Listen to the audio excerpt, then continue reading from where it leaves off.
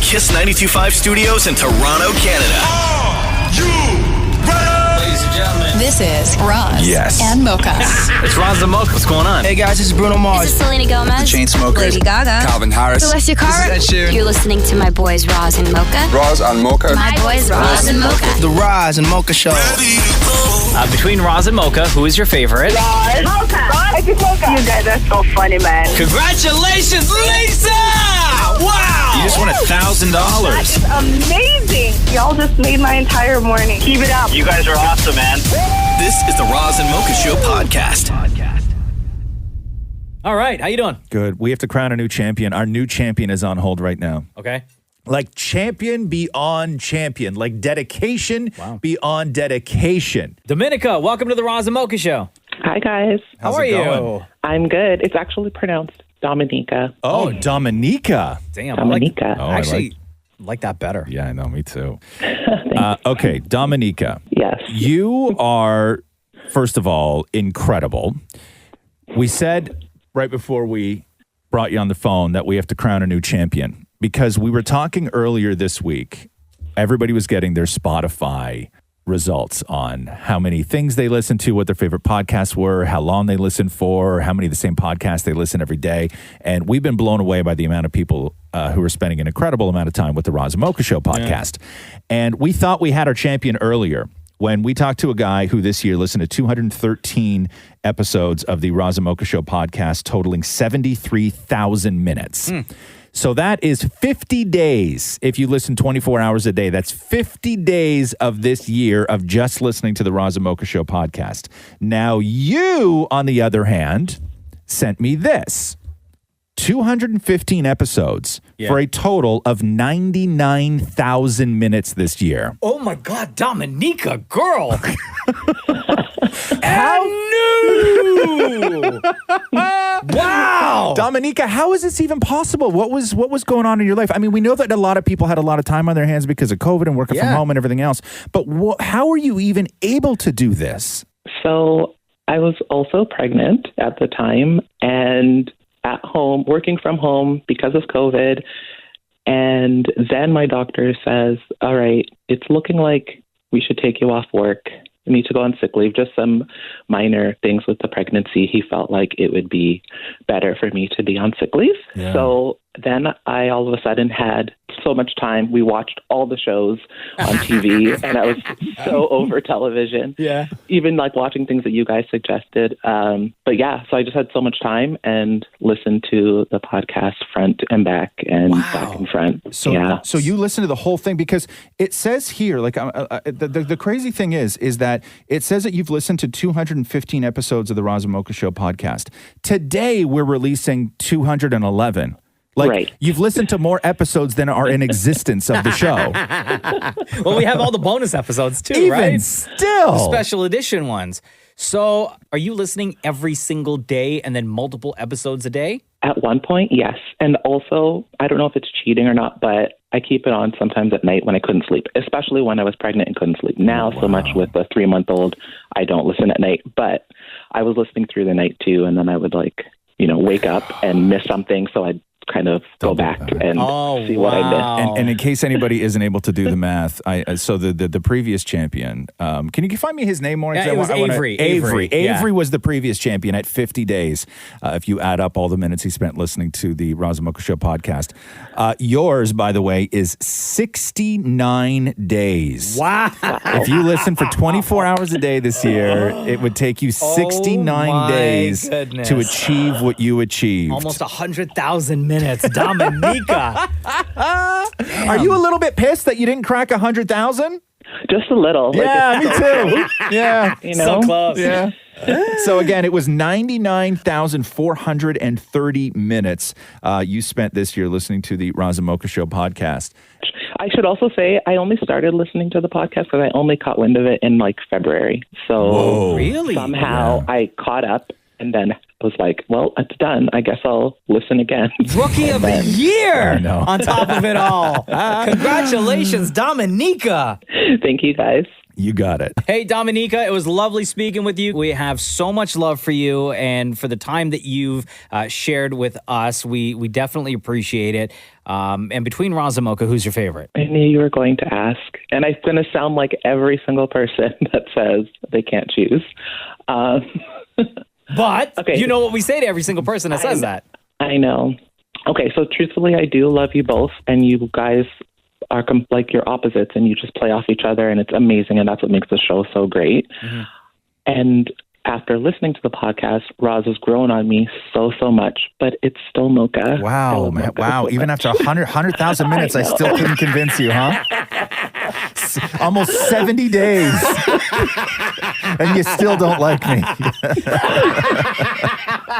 That's great. That's awesome. What a way to end off the year, huh? Yeah, thanks. Domenica, we love you. I love you guys so much. Oh, and how's the baby? How's the baby? She is amazing. Yeah? Oh, okay, great. What's her name? Jet. J-E-T-T. Love it. Well, much love to you and your entire family, including little baby Jet. Thanks, you too. This is the Roz and Mocha Show podcast. Dan and Maurie made some more cold calls over the weekend to randoms right across the country in an attempt to spread some Christmas cheer. Oh, yeah? And get them to sing along with him. Oh, Morioki style? Morioki style. I like with some that. classic Christmas songs. Some people were into it, some... Oh, no. I would say majority of the people. No. Majority were really, really into it. Majority. Hello. Merry Christmas, it's Maurie with the Roz and Mocha Show, and it's time for Morioki. Who's excited to sing? Sorry. No, thank you. Oh. You don't want to sing? Or do you need some Christmas cheer? Grinch? Go ahead. Okay. In the Jell-O we can build a snowman. Huh? And the parsley and The parsley brown. Parsley's brown. Yeah. Try. You want to call me back in like half an hour or so? Yeah. Okay, I'll call you back. Silent night, cold night. All is bright. Round the young. Y'all don't know the words, I huh? think I'm pretty lost from there. It's beginning to look a lot like Christmas. Everywhere you glow. Take a look at the moon. Right within your home. Is that right? All right, you tell me. I don't think that's right. Can we do another song? Like, why Okay, is this yeah. song? Okay, you ready? Yeah. Don't want to love for Wow. Everything you need to know. I don't think you got that lyric right. Oh, I just want you all alone. More than you can ever know. Take a wish from me. Oh, damn. Hello. Hi. Okay, you told me to call you back. Is now an okay time? Yes. First of all, am I on speakerphone or something? You sound different. No, I'm in the bathroom. Oh, do you have to be in the bathroom? I was using the toilet. Oh, no. But I'm getting no. Can you wait? Oh, I'll wait. Okay. Okay, here we go. Come on. I'm dreaming Of a white Christmas where the trees drop glisten and children glisten to hear. Children glisten. Would like to hear the rocking around the Christmas tree. Happy holiday. Later we'll do some caroling and maybe go in a sleigh. Rocking around the Christmas tree. Have a pumpkin pie for me. Okay, one more. You ready? Okay. And they told him, Rum-pum-pum-pum. A newborn king is born. our finest gifts he brings. Rum-pum-pum-pum. Rumpa-pum-pum. Rum-pum-pum-pum. Rumpa-pum-pum. Yeah. This is the Roz and Mocha Show podcast. The question is always, God, there's nothing on. Mm-hmm. You know what I mean? It's very difficult. I will sit there and just scroll and scroll and scroll and scroll and scroll because I feel that there's nothing on. What's your max scroll time before you give up and just do something else? Hours, man. Really? Yeah, I'll scroll for a little while, get bored, and then go and do something in the kitchen or on the computer, and then go back and start scrolling again. So I need you to do something, Mocha, for me. Yes. Grab your ding and your buzzer. My what? Okay, so like your ding, and you know the thing when you say yes I do, no I don't. That's your yes I do. Yeah. And there's your no you don't. Okay. So I was gonna say you can't ask me that at work, bro. So here's what I'm gonna do. Here's what I'm gonna do right now. Okay. I'm gonna go through a list of everybody's releasing their best TV shows of the year. Yes. Okay. And here's why I'm going to help everybody out right now. Because for everybody who's saying there's nothing on TV, I'm going to go through this list. There's like 3 of them here of what the best shows of the year are. Wow. You ding for everyone you've watched. Yeah. And you hit the buzzer for everyone you haven't. And I'm going to stockpile everything that you're going to be watching over the holidays. Okay. You're going to stockpile all my dings? I'm going to stockpile all your dings. Okay. So according to Variety, I Hate Susie. The Amber Ruffin Show, Immigration Nation, Betty, Steven. Wait, on which HBO. Betty?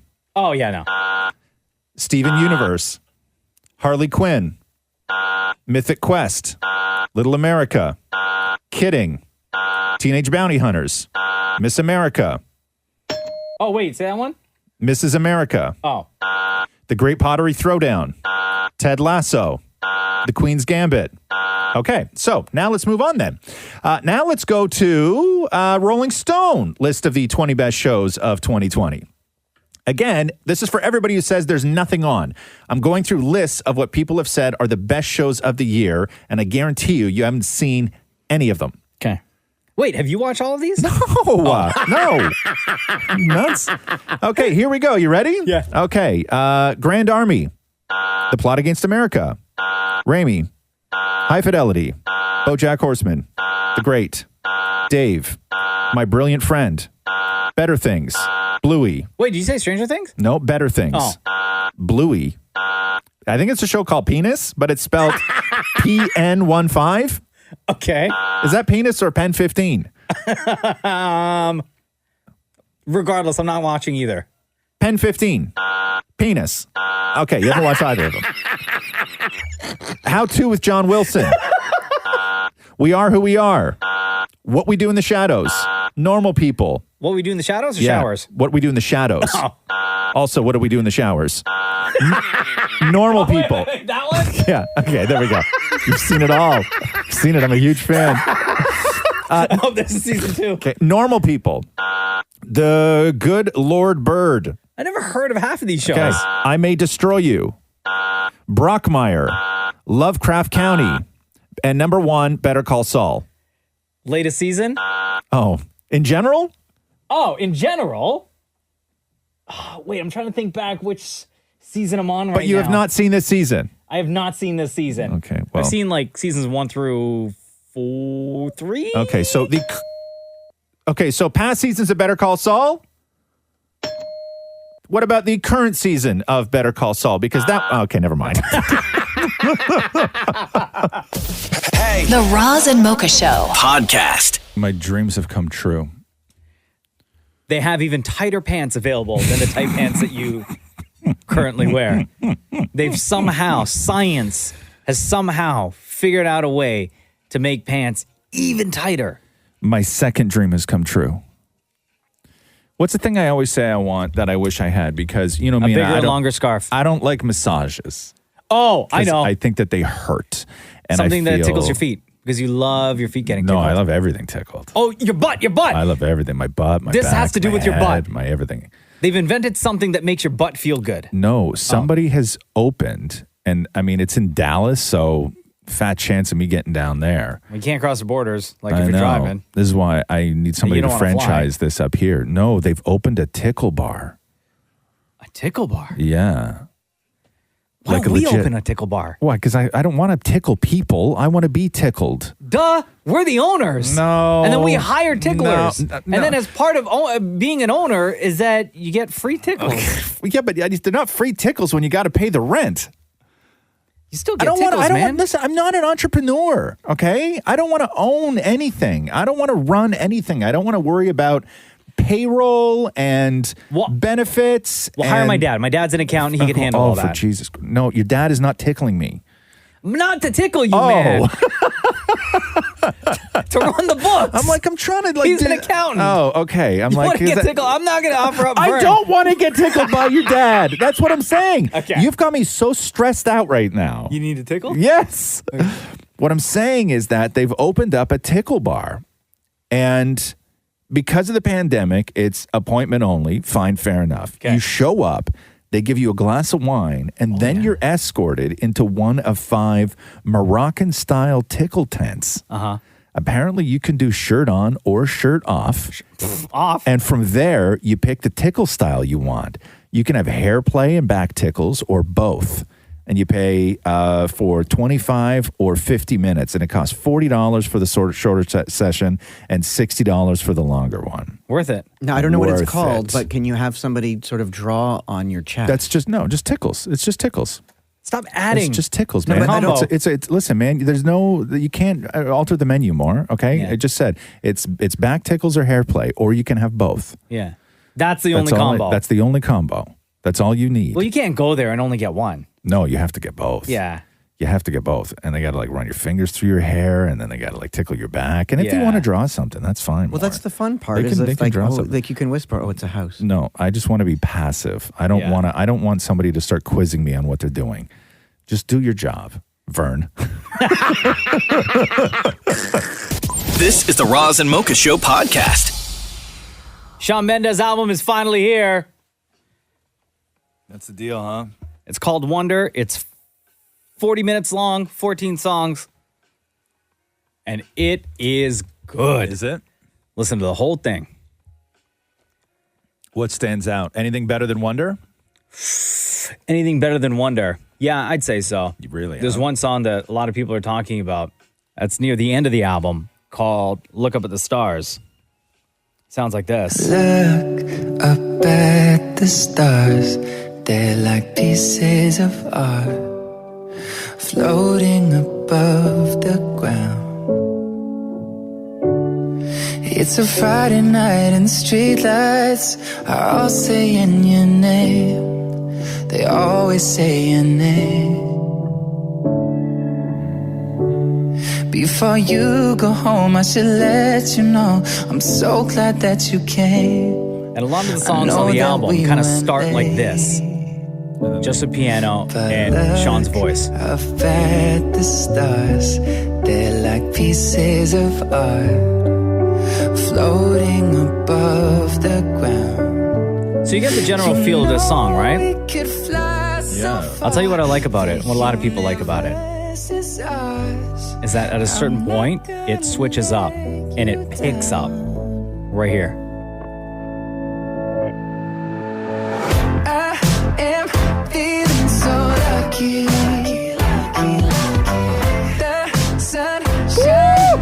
Yo, that's so good, man. Reminds me of Justin Timberlake a little bit, this one track.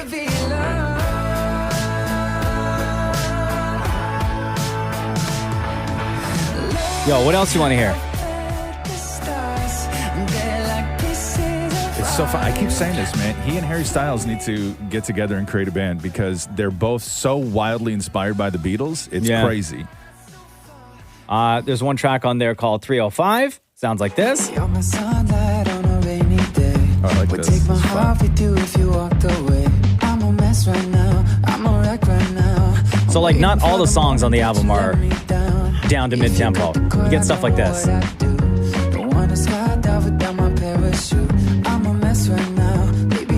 the song you like, Maurie? Show me on the computer. The one I really want has like a super cool vintage upbeat vibe is called Pieces of You. Pieces of You. Oh, Piece of You. Piece of You. Yeah, this one here. Yeah, it makes me wanna cry. This is good. Don't know what to do. Wait till this kicks in. It's so hard, but it's true. Everybody wants a piece. You ready, Roz? I get reckless, I'm obsessive, I'm pathetic and possessive. You're so sure it makes me insecure. You're majestic, mesmerizing. Super good, right? Yeah, it's great. The new album from Shawn Mendes is out right now. It's called Wonder. You know what this one sounds like, don't you? What? Song Putting on the Ritz. I don't wanna share. Ooh. It's good, right? Oh, it's so good. Let me play you another one that I'm really, really digging. Track number 8 is called Song for No One. I wake up a little drunk, check my phone, I'm all alone. 10 missed calls, a couple texts, none of them who I'm looking for. Who I'm looking for. And this is another one of those songs where it starts off like this. Yeah. This is a song. And then right in the middle, it switches up. For no one. This is a song. So again, with this one, you get the general vibe, right? Yeah. Song for No One, track number 8 on Shawn Mendes' Wonder album. Close to 2 minutes, it goes into this.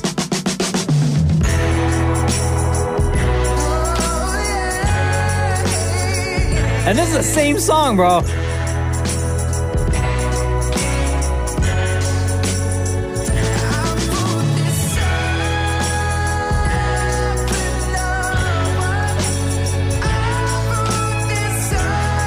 Oh my God, bro, I'm telling you, this album is so good.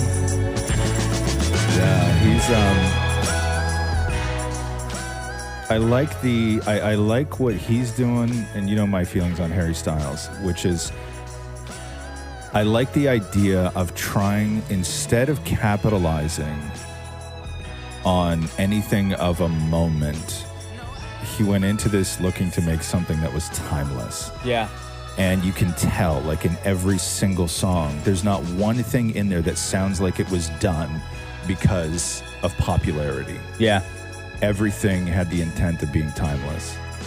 It's so good. The album's called Wonder. We're playing it in its entirety at 7 o'clock tonight with Chris Kelly and Deepa Prashad. Wonder, available now on Apple Music. Get 6 months free. Apple Music on select Rogers Infinite plans exclusively with Rogers.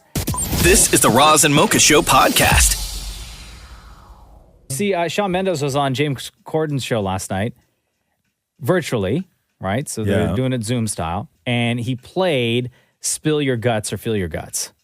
Okay.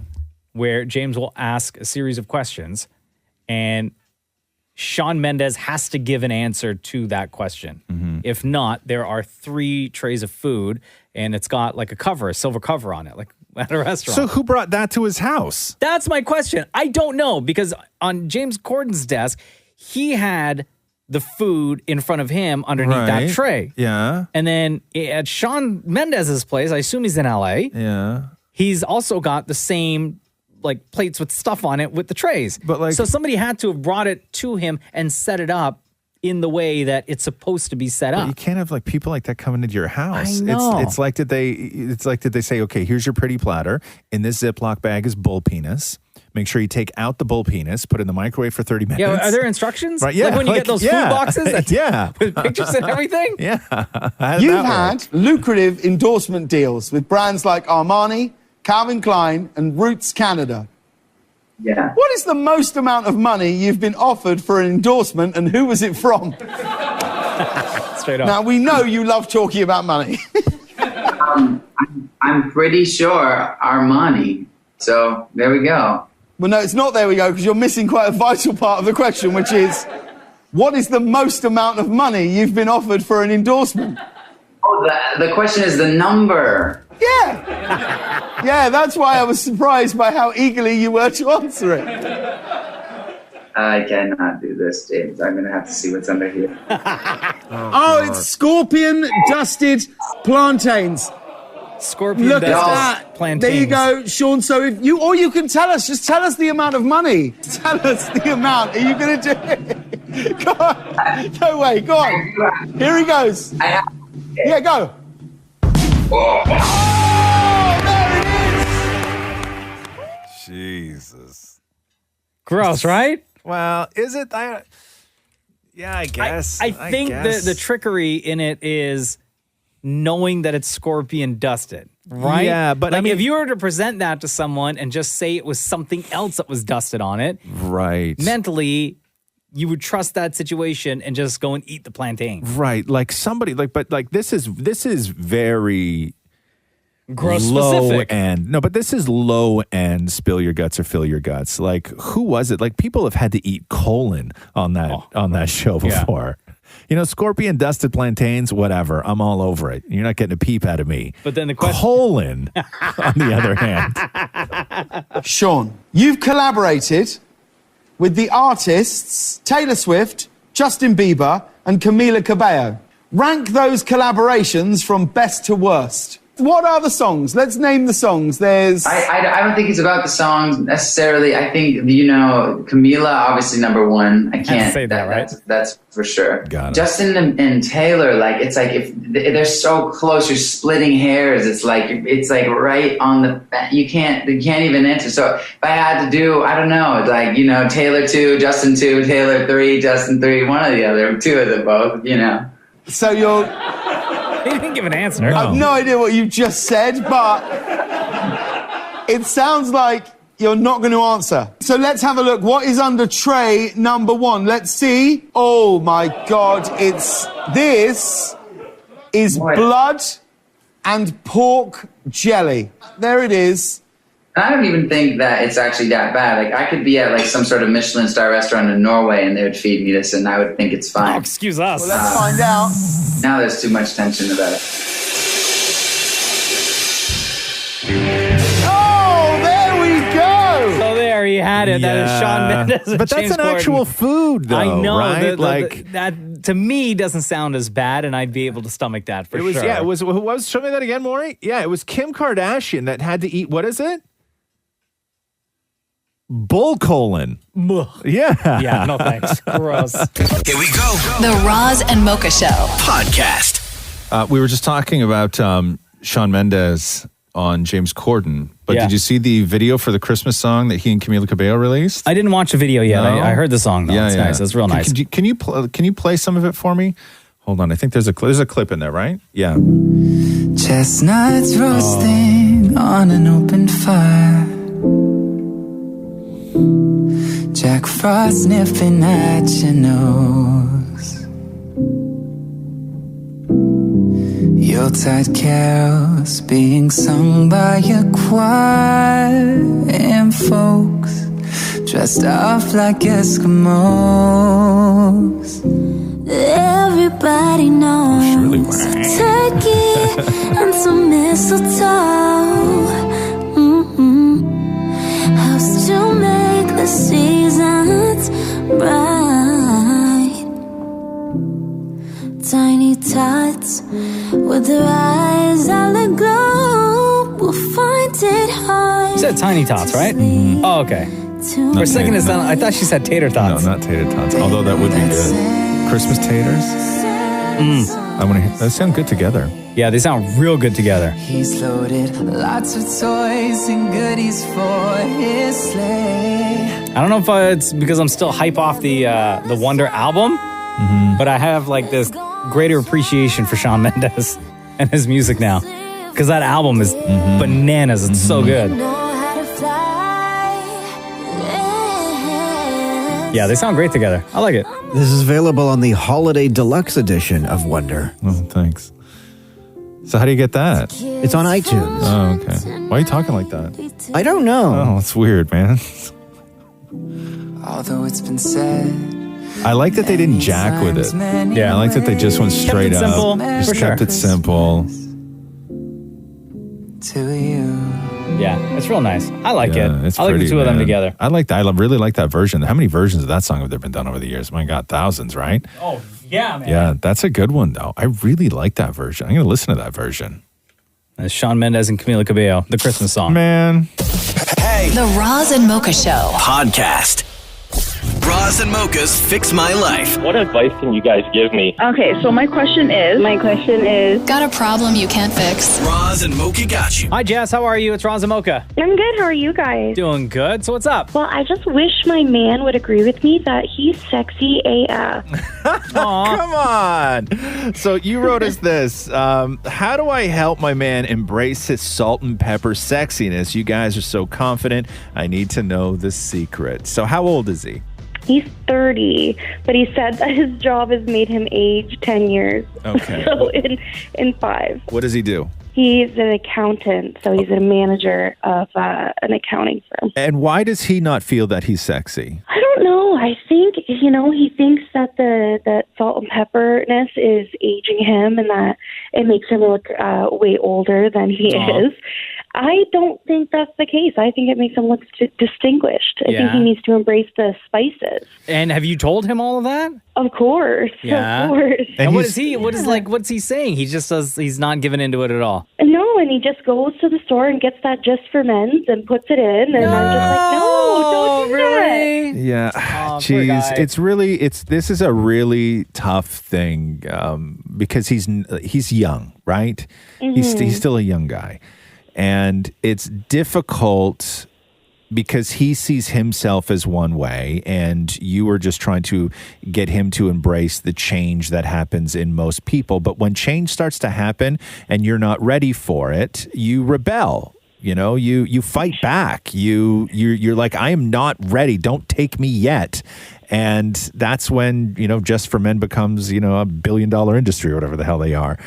It's really difficult to encourage confidence when it comes to change. And it would be the same way if you took your bra off and you didn't like the way your boobs looked anymore. And he's like, man, they still look awesome. And you're like, I know, but I don't feel good. You know what I mean? Like there's all sorts of changes. He just doesn't feel good about it. There's changes that happen, and to embrace the change is something that, comes with time. But I will say this, that you are the perfect person to help somebody through this. Mm-hmm. But I will say the mistakes that people make in these situations is if you're on Instagram, right, and you see a picture of like George Clooney, right, don't look at him and go, look at how hot he looks. Oh, damn. Okay. Definitely done that. Yeah, don't do that. Oh, no. With who? Which celeb? Roz. Oh, yeah. Okay, so let's... Okay, hold on. Roz is going to change his stance now. Yeah. I take it all back. I take it all back. No, but that's just about the worst thing you could do because you would not like him to do that to you, Oh, for sure. You would not like it at all. That would be like, look how great her boobs look. Yeah, you can't do that. You have to make it specifically about him. And I truly believe that you have to allow somebody to go through this themselves. And making Just for Men and his gray such a point of conversation in your relationship, I don't know if that's actually going to help him come to terms with it. That might actually make him feel a little bit more insecure. No, I get it. We've been together 10 years, and I've watched him, grow so much. And so I think, for me, I don't even see that. So I just wish that he would realize that has absolutely no change to how beautiful he is inside and outside. Mm-hmm. What color's your hair? Brown. Brown. You color it at all? I do, lots of colors, and I'll get the random gray here or there, but I just pull it out and we pretend it didn't happen. Okay, so you're listening to yourself right now, though, right? Yes. Okay. Okay, maybe it's because you're not going through this process with him. You're still fighting and pulling grays and pretending they don't exist and dyeing your hair, but you're telling him not to do that, like he's doing something wrong by not embracing it when you haven't done that yourself. Okay, turning the tables around. I see. Okay, yeah, that makes sense. I'm just pointing out facts, though. Right. So why don't you and your husband or fiance give up coloring of any type of hair for the next little while, and you go through the process together? Sure, I think that's a great idea. You're never. That's a unique way of looking at it. I will, for sure. I mean, I dye my hair every 6 months or so anyway. So. Yeah. I think that I know what you're trying to do is that you feel that he has no reason to feel insecure, and you're only trying to help, and you're actually trying to boost confidence, and you're trying to make him feel sexy. You're trying to make him see what you see, which is just nothing but awesome, right? I get that, but sometimes constantly talking about something like that only prolongs his acceptance of it. Okay. Now, he can do a lot. Like, I think that part of the one thing that guys can do when it comes to defying the age process or going gray is get rid of normal and have some fun with things. Do a haircut or do a hairstyle that maybe you don't see in the accounting office. You know, because guys we don't want to become our dads, okay? And when you start growing gray and you got a regular guy haircut and you're an accountant for a living, you look in the mirror and you only see your dad, okay? And nobody wants to become their dad at 30. Yes, absolutely. Thank you guys so much. All right. Got some things to think about there, Jess. What picture did you show of me, by the way? Just curious. How good I look good. I don't think that there was just one. Oh, you have like a catalog? I mean, I do follow you on Instagram, so it's pretty much just anytime you're live. Nice. Oh, there we go. Hey, Jess, how come your voice changes? Like when you're talking about Roz and his looks. All of a sudden, you turn into single Jess. I don't know. Yeah. I don't know what you're talking about. Yeah, don't be getting all embarrassed now. I guess you know who my favorite is. Thank you, Jess. All right, thanks, guys. All right, love. Bye-bye. Roz and Mocha's Fix My Life. On Kiss. Hey, it's Roz and Mocha. Who's this? It's Angie. How are you? Good, Angie. What's going on? You know what?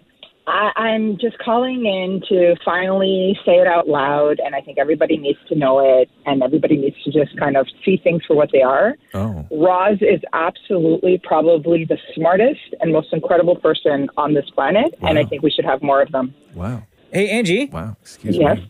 No offense, but you got COVID? I do not have COVID, thank you very much. Oh, okay. Because I know some of the symptoms, like No. confusion. I thought about this. You've thought about this? I've been thinking, listen, every time I call, if they ever ask me, what am I going to say? And, you know, and sometimes I've even said Maurie, but I do love all you guys for different reasons, but Roz hits it on the nail. And Roz calls it as he sees it, and I just wish more people were like that. I just wish more people would just kind of call it as they see it, let it go, a spade is a spade, here it is. But no, you know, there isn't. But just having Roz on the radio where people can actually hear it is even more a blessing in disguise. Let me tell you my opinion about this. If there were more people like me, this would be an insufferable world. Facts.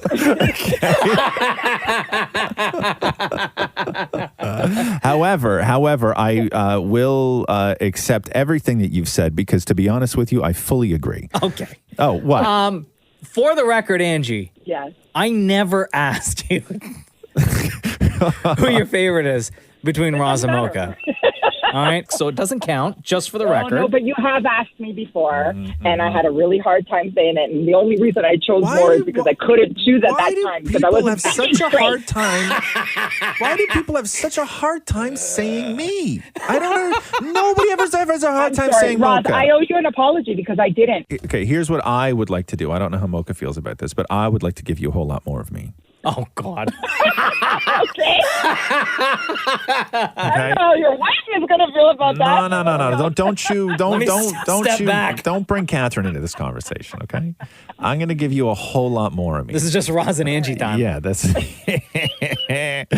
going to give you a whole lot more of me. I don't know if you know this, but we have a whole ton of smart speakers that we're giving away where you can listen to me anytime, anywhere. All you got to do is tell it what to do. You just walk up to it and go, Roz. And then it'll just give you like anything you want. So I would like to do that. I don't know if Mocha's on board or not, but we have a ton, so it doesn't matter. The Google... Whatever. So the Google Nest Mini Smart Speaker is yours, Angie. Is that cool? Oh, thank you so much, Roz. I love you even more. You know what? I am on board with this. Oh, you are? Yes, absolutely. Because Okay. I want Angie to have some wins as well. Okay. I want everyone to have a win in life. Thanks, guys. And I know that this is going Oh, to make your day, I appreciate Angie. that. It did. Thank All right. you so much. The Roz and Mocha Show. Podcast. Yo, did you hear this the other night, this 15-year-old kid on The Voice? One of my favorite songs of all time, I think it's one of those beautiful songs ever written, is Rainbow Connection from the Muppets movie. Do you know Do I that know- song? do You I know that have song? to know Rainbow Connection. You have it there? Well, Kermit sings it with the banjo. It's like a real sort of lonely song. You never heard Rainbow Connection? Oh my God, I got goosebumps right now even just thinking about it. How have you never heard Rainbow Connection? Maybe. Google up Rainbow Connection Kermit the Frog. Dun, dun, dun, dun, dun, dun, dun, dun, dun, dun. Oh my God. And then I'm going to play this 15-year-old kid from The Voice singing it. It's going to blow your mind. It's so beautiful.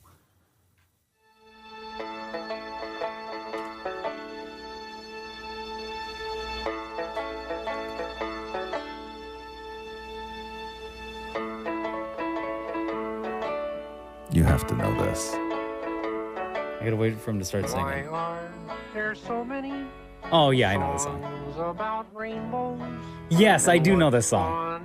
I didn't know what it was Beautiful. called. It's beautiful. So Carter Rubin on The Voice is 15, and every time he sings, people cry. One, because it's incredible to just see a voice coming out of a kid who is 14, now 15.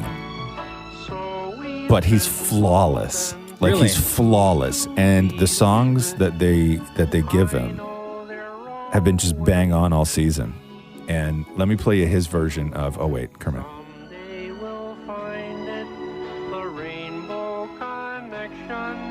Lovers, the dreamers, and me. So here's Carter Rubin from the other night on The Voice. Listen to this. 15.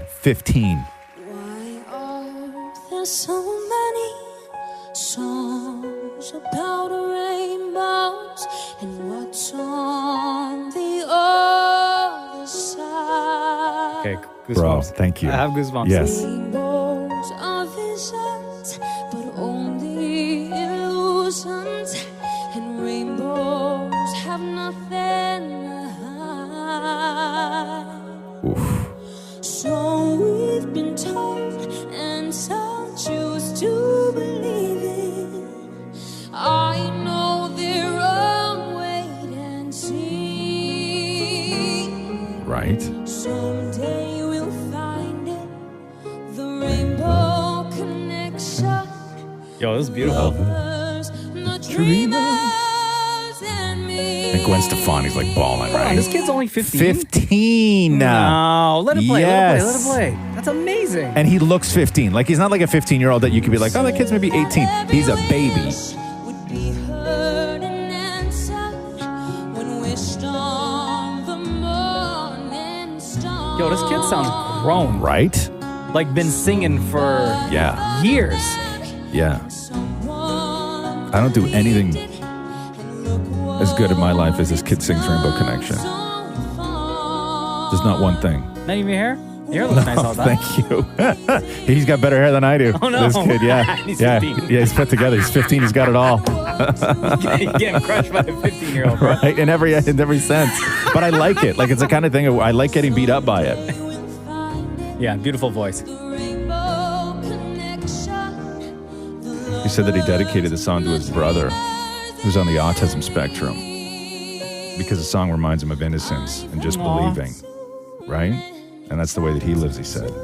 So I think it was really nice dedication to him. I hate to say that part, man. My goosebumps just Like, got I need to make goosebumps. Rainbow Connection sadder. Come on, man.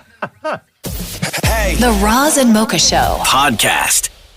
Dionne Warwick, legend, was clowning Chance the Rapper in The Weeknd on Twitter. So Dionne's 80. Yeah. And you can't say nothing. Well, she turns 80 next week. You can't say nothing to Dionne Warwick. No, at all. So she just sit there and shut up. Yeah, that's it. And that's all everybody did. Yeah. So she tweeted at Chance the Rapper, and she was like, "Hi, Chance the Rapper. If you are obviously a rapper, why did you put that in your stage name? I cannot stop thinking about this. I am now Dionne the singer. And then Chance wrote back and he's like, sorry, I'm still freaking out that you know who I am. This is amazing. I will be whatever you want me to be, Miss Warwick. God bless you. And then she wrote, of course I know you. You're the rapper. Let's rap together. I'll message you. And then Dionne Warwick's son, Damon Elliott, jumped in and said, Ma, that's it. As soon as this quarantine is over, I'm taking your iPhone away from you. Oh, no. Time to go back to a flip phone. And then she wrote back to him saying, good luck getting into my house without a working key. Yo,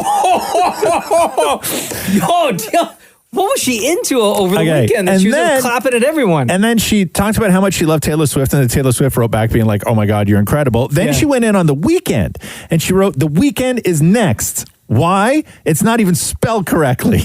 Oh, jeez. If you have the in your name, I'm coming for you. I need answers today. Damn. And then The Weeknd responded by saying, I just got roasted by Dionne Warwick and I feel honored. You just made my day. And then Dionne Warwick ended the whole thing by saying, okay, I'm going to go watch Lucifer now. Bye. The Roz and Mocha Show podcast. So did Chance the Rapper, The Weeknd, and Taylor Swift get catfished by Dionne Warwick? What do you mean? So yesterday we were talking about how Dionne Warwick was just so savage on Twitter. Where she went out of nowhere. Yeah, she went after, and in a joking way, in a loving way. Of course. Right? But she called out Chance the Rapper, and she's like, yo, if you rap for a living, why you call yourself the rapper? It's evident. And then she's like, and then I will now be known as Dionne the singer. And then she went after The Weeknd, saying that it's not even spelled right. And then she put the call out to anybody else that has a the in their name, saying they were on notice. And then she goes, all right, guys, I got to go. I got to watch Lucifer now. And they were hysterical. But Chance the Rapper was like, oh, my God, this is incredible. I want to rap with you. And she's like, yeah, baby, let's rap together. Yeah. And even The Weeknd was like, what an honor. So. Because you're getting recognized by the Queen. So. Before this really blew up, when the tweets were just sort of first starting to catch, Dionne Warwick taped an interview with Andy Cohen on Radio Andy. Okay. And that interview was released yesterday. I don't know when exactly they recorded it, but this is a conversation between Andy Cohen and Dionne Warwick. You are quite funny on Twitter. Do you do your own Twitter, Dionne? No, I don't. I don't know. You don't? What? You don't know anything? I have my niece, Brittany, is a hysterical person. She's funny as all get out. I told her she should have been a comedian. Oh, that's so funny. There's a wonderful way with words, and my PR people also feel that they can put a little few things in there for me. Well, it's really good. It's really smart. They should keep doing what they're doing because they're very funny, and it's really funny. So it's not even Dionne Warwick that's doing her own tweets? So her niece, Brittany, has been referred to in the Dionne Warwick organization as a social and branding director. Okay. And so I guess that this interview came out and they hadn't had a proper conversation with Dionne Warwick of how to handle this publicly, that when you tweet something and it catches and it goes a little viral and you're having fun. How is she gonna know? So then after that, Dionne Warwick goes on her own Twitter. The first thing she does is she says this, because everybody was then flooding her mentions with, you're not even writing your own stuff. So she says, came here to find foolishness in my replies. I'm rushing into an interview, and this is the last time I'm saying this. Thanks. And then she puts this video up. This is for all of you tweeters who have decided that I'm not tweeting my own stuff to you. I want you to know I am. And I'm getting very, very, very good at it. You see, I have a wonderful niece. Her name is Brittany. And she said, Aunt Dionne, you'll have a lot of fun if you get on this with me. I said, okay, teach me how to do it. And she did, and I am doing it. So that should quell all of you naysayers. And if it doesn't, deal with it. Okay. With a clapback. You don't want no smoke with Dionne Warwick? So obviously Brandy got a hold of her and was like, you're ruining everything. Yeah, completely. You're ruining everything. Here's what you say Auntie. now. Okay, so then Brittany Warwick herself reacted to Dionne Warwick's tweet saying, once she catches on to something, she's on her own. She's having fun all on her own. So now the niece is saying that it's all Dionne. But when you go back and listen, because now I want you to go back and play the Andy Cohen clip again. When he asks about this, she has no clue. You are quite funny on Twitter. Do you do your own Twitter, Dionne? No, I don't. Right? Yeah. You don't. You don't know anything. I have my niece, Brittany, is a hysterical person. She's funny as all get out. I tell her she should have been a comedian. All right, yeah. So Right. she So doesn't she know. has no idea. So but now they're trying to backtrack and be like, yo, I'm really the one. Exactly. We could have rolled with this for years. Yeah. As you as sort of salty Auntie Dionne, right? Yeah. Completely. But now there you she's go. trying to stand up and be like, don't mess with me. This is the Roz and Mocha Show podcast. So with Dionne Warwick and Chance the Rapper, what? Listen, man. Are they dating now? It's a big story, okay? So a couple of days ago, over the weekend, Dionne Warwick started clowning on Chance the Rapper in the weekend on Twitter. Then we found out that it wasn't really Dionne Warwick who was putting out the tweets, but it was her fun niece.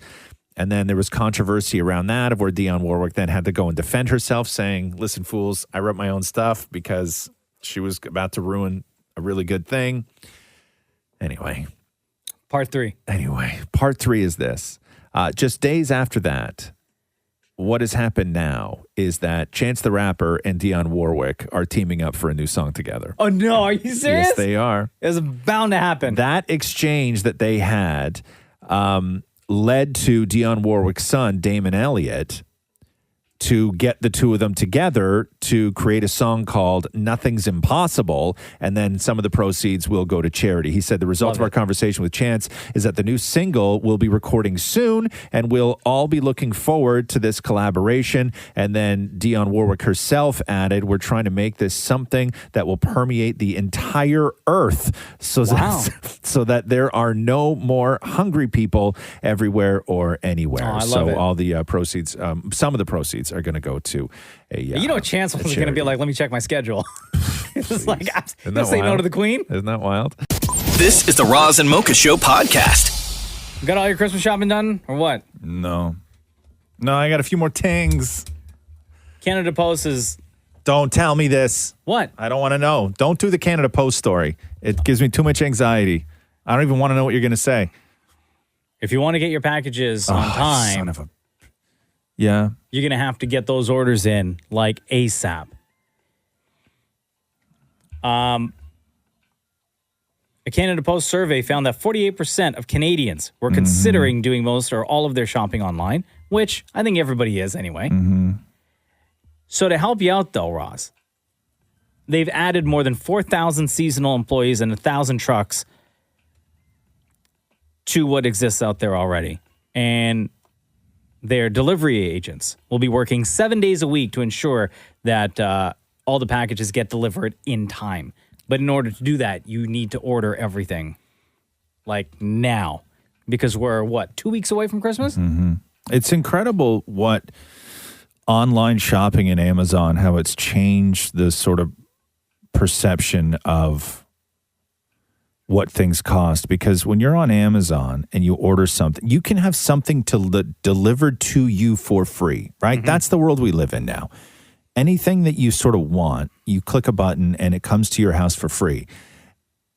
It is such a shock now in 2020 for people to realize the cost associated with me just sending you something. From one person to one person. Yeah. That there's an incredible cost involved in that. What do you mean it's going to cost me $5.65 to send this? Yeah, it's a lot of money, right? It's a lot of money. Amazon doesn't charge me anything. Yeah, So it's wild. It's like when people started to think that music was free. Yeah. Right. Like shipping costs are. I can order something that's manufactured somewhere else, and it sits in a warehouse somewhere, and it goes by 5 different people, and there's a guy in a truck, and it comes to my house, and I don't pay for that. Yeah. I pay for the thing, but I don't pay for that. I mean, that's the down wild the road, part like of you it. pay for that membership, but your Sure. once a year membership, but it goes towards it's stacked on all the memberships that I Everything pay else. every month. If Yeah, I could no, pay exactly. a Canada Post membership, maybe I would. Wow, hey, listen, that's not a bad model. Don't be giving them any ideas. Telling you, maybe that's not a bad model. Maybe we all pay $6 a month we all pay $7 a month for Canada Post, whether we use it or not. Okay, if I'm paying I would subscribe to that. Listen, Yeah. if I pay $7 to Canada Post Yeah. a month, here's Yeah. what I would pay for. If I'm paying that money, Yeah. I'll tell you what they're not allowed to do. Okay, what? They're not allowed to have a heavy box Yeah. that has my name on it. Okay. In the truck. Okay. And then walk up to a door with a little sticker and stick it on the front door that says, "We tried to deliver this to you, True that. but you weren't home. Come pick that. it up tomorrow at 2:00 in the morning." Right. Yes. Right? When I am at home and I can Yes. see you through my Ring doorbell. Yes. Cars in the driveway.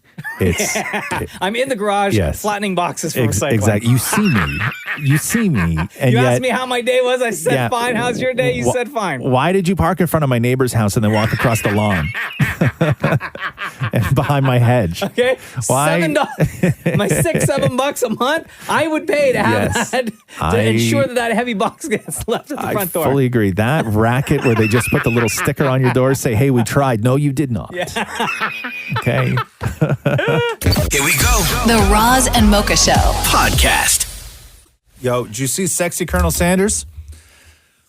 Man, Mario why you gotta- Lopez? Why you gotta say it like that? Why? Why don't you just ask me if I watched a trailer for the Did you Kentucky see? Fried Chicken? No, man. Did you see Sexy movie? Colonel Sanders? I did. So this is a brand new way of doing advertising. It's content integration, and it's the new world. And I'm here for it. I really dig it. So Lifetime has partnered with Kentucky Fried Chicken, and they're going to debut a 15-minute, what they call mini movie this weekend, where Mario Lopez plays a sexy version of Colonel Sanders, and then falls in love. There's like a love story, and she's in love with him. Who? The cook? He's got a secret recipe that'll change the world. Like, it's this kind of thing. He's also swole as hell. Yeah, and he's super swole. He's got that like nice olive Mexican tone to him, right? Big arms. Yeah. It's called A Recipe for Seduction, and it sounds a lot like this. What the hell are you doing? A Lifetime original mini movie. You don't answer my proposal, and now you're not answering my call. I think I'm falling for the new chef. Jessica is falling for Harlan. The cook? Leave Jessica alone and skip town. He has a secret recipe that's going to change the world. Harlan claims to have some secret recipe. A secret recipe? Spare me. We all have our secrets. If you marry my daughter, I promise there'll be more long weekends in your future. Mom, I have to tell you something. We have a problem. Secret's out, chicken man. I'll take care of this. Ruining everything! Just kill him already! Who the hell are you? Harlan Sanders, the new chef. Mario Lopez is Colonel Sanders. Come on, A man. recipe for seduction. Okay, so I'm totally into it, right? Yeah. Now the trailer pretty much gives everything away Of course because it it's does. a 15-minute mini movie. Of course it And the does. trailer is like 3 minutes. So what Yeah. else are they going to fill Yeah. in that 12 minutes? I'm Harlan Williams. Or Harlan Sanders. I'm Harlan Sanders, the new chef. So I good, can't though. wait. The Roz and Mocha Show Podcast. There's a lot of snow out. So be careful. Yeah, man. Not all the plows have hit the streets yet, so it's extremely slippery. Driving down the highway this morning, there's literally one lane carved out. Took me an hour to get to work. Did it really? Yeah. An hour? Yeah, it usually takes me about 35 minutes. It took me an hour to get here. So be careful. That's crazy. It's the wrong kind of snow, though, for snow angels. Yeah, no, it's just wet. It's like, No, it's I'd thick say- rain. Nah, it's fine. It's not packing. No, snow. not that. Not where I am. Oh, It's like where I am, you it's can make gross. Angels on angels on angels. Really? Yeah. Yeah, but you live in the north, though. I live north of the city. Yeah, Yeah, you're like so Jon Snow. You're on the other side of the wall. Don't know what that means. Oh. I do, oddly. Okay, you have to What? take the loss on that one. On Game of Thrones? Yeah, like when fully. I'm I not make it. interested. Okay, no, but when I make a Game of Thrones reference, Yes. okay, and you don't understand it, that's not on me. That's on you. I think that was a very niche market. A very what? Niche? Niche? Stop trying to use words you don't know how to say, man. No, but I know what the word is. What is it? No, you don't. No, I mean, You like, just I know say what it it's correctly. supposed to be. Right. No, it's not like you're saying Seinfeld or Friends references where everyone saw it. You hear everybody saw Game of Thrones, or everybody knows Jon Snow in the Wall. You don't even have to like understand Game of Thrones. Segregation, right? Yes, exactly. Is that what Trump's trying to do? They're white guys, but they dress all in black. Like it's a weird sort of form of segregation. So Trump would kind of like them? Yeah, I guess. No, but niche, Maury, is you hear that a lot when you watch shows like HGTV and like a lot of those American design Idol. shows. American Idol. Use that. Paula Abdul used to love that word. Niche, right? But what you hear a lot of is normally people who say niche are also the people who say foyer. Who says foyer? Because isn't Watch, the word... that's how they say it in America. I've never heard foyer. That's how they say it in America. supposed to be niche? Niche and foyer. Yeah. I know Niche. foyer, but I've always heard, maybe because I'm learning words from HGTV and I'm saying it Americanly. Yeah. Like niche is American, and so is foyer. Because I remember like you the only first if you watch those design shows, Yeah. and if it originates from like Southern California or somewhere else, it is never a foyer. It's always a foyer. Like I learned the word pergola from there. You've never heard pergola before? Ever. No, but why would you? You lived in apartments your whole life. Oh, no, people hang pergola from their balconies. No, they Excuse don't. me. No, they Do you don't. You obviously don't know what a pergola is. Isn't it that crisscrossy wood Yeah, but it's thing? not hanging. It's on posts on the ground. Oh, you no, don't people hang it nail from it to the somewhere. wall just to make it look, But to it's- make concrete look pretty. Concrete? What? On a balcony. What are you talking You about? know, Are you talking? Wait. I know exactly what he's talking about. So do I. I So do know I. exactly Okay. what he's Okay. talking Hold about. on. Hold on. So do I. Okay. Go. So explain pergola. What is pergola? Okay, like a kind of like lots of X's of wood. No, that's not like a pergola. long That's- pieces that's of wood not that a- make little X's. That's not a pergola. Huh. That's lattice. Excuse me now? Yeah. You don't put in your salad either. Yeah.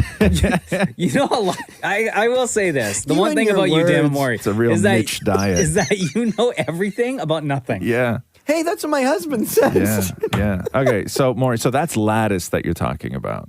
Not Really? a pergola. A pergola is like a roof. I mean, but only easily with holes in it, confused. which is No, weird. it's not easily No. at all. Here we go. The Roz and Mocha Show. Podcast. So, what do we Google the most this year? Interesting question.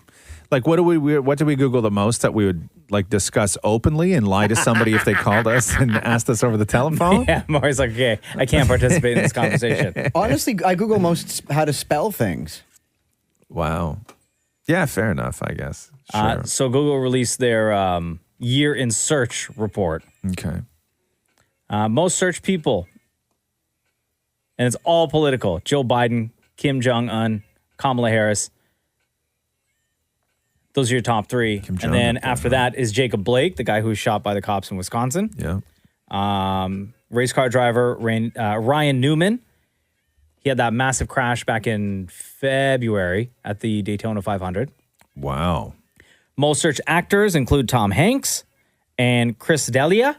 I bet Tom Hanks because he had COVID, right?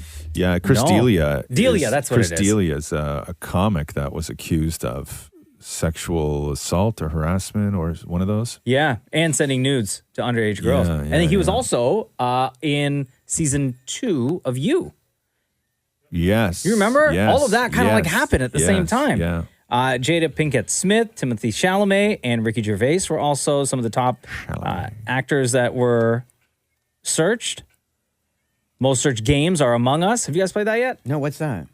What's Among Us? No. That's the one where it's like a space game, and it's the one that everyone's playing right now. Oh, and you have to no. figure out who like the mole is in your little Right. crew of Oh, really? Oh, that's fun. Of astronauts? No, Yeah. my house right now is just all Animal Crossing all the time. Oh, is it really? Oh, my God. So I'm waiting Among for my Us- cantaloupes to ripen so I can sell them. Sounds like Farmville. I Maury's know, favorite. Bro, I'm telling you, you have no idea. You got to buy Catherine's like, you go find the cantaloupe lady. And I'm like, why? And she's like, you got to buy cantaloupes. And I'm like, okay, cool. Because we're all living on the same island, right? Like me, Catherine, and Roxy are all living on the same island. Of course, and you have to be with she's your like, family. yeah, she's like, and I wanted to move. The first thing I Googled was, how do I move my tent? To get away from them? Yeah, I wanted to be on my own little, I wanted my own chunk, right? We can get back to the Google thing in a second. Anyway, so she's like, you got to go buy cantaloupes. And I'm like, why do I got to buy cantaloupes? She's like, they're worth a lot of money. You sell them for stuff. And I was like, okay, cool. So I go and buy so you got to go buy cantaloupes, right? Yeah. You got to go buy cantaloupes, but then you got to let them ripen. You got to put them in your tent for days. Well, yeah. That's why Farmville's You know better. nothing about cantaloupe? No, but it's days in real time in this game. But yeah, it's days in real time I know. And like real cantaloupe. Oh my God. No, you listen. You're But supposed to in be a on my game, side it in these should be things. expedited. No, you're supposed to be on my side in these things. Not when you're off on your own island. I want to move. Like that. First thing I Googled. I bet you if you go down that list far enough, it says, how do you move your tent away from your family on Animal Crossing? Most searched song lyrics Oh, here we go. on Google this year. What do you think? I think it is the uncensored version of WAP. You are absolutely Am I? right. Yes. Of course, because you are absolutely it's right. It's the most fascinating song this year. Because it's bleeped so heavily. Yeah. You're like, what are they actually saying? Yeah, see? Like this is so edited. The most searched lyrics. 100%. This is so edited, it sounds like it's in code, right? People also search, what does WAP mean? Oh, that was like one of the top searches. Don't do that. That's a mistake right there at work. I was going to say Ariana Grande should be on that list because you can never understand what she's saying. True that. I do giggles. I can relate.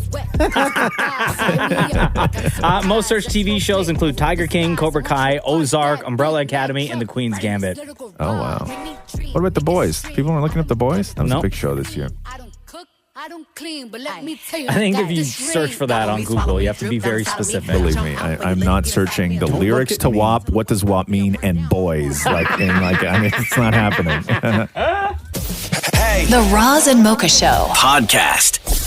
Roz and Mocha's Fix My Life. What advice can you guys give me? Okay, so my question is, Got a problem you can't fix? Roz and Mocha got you. Julia, welcome to the Roz and Mocha Show. hi, how are you? Good. How are you today? Good. So, what's up? Why does it feel like I'm more into my wedding than my fiance? Okay, so you wrote us this. I can't get my fiance to become more interested in the wedding planning. We rescheduled our wedding to July 2021 from April due to COVID.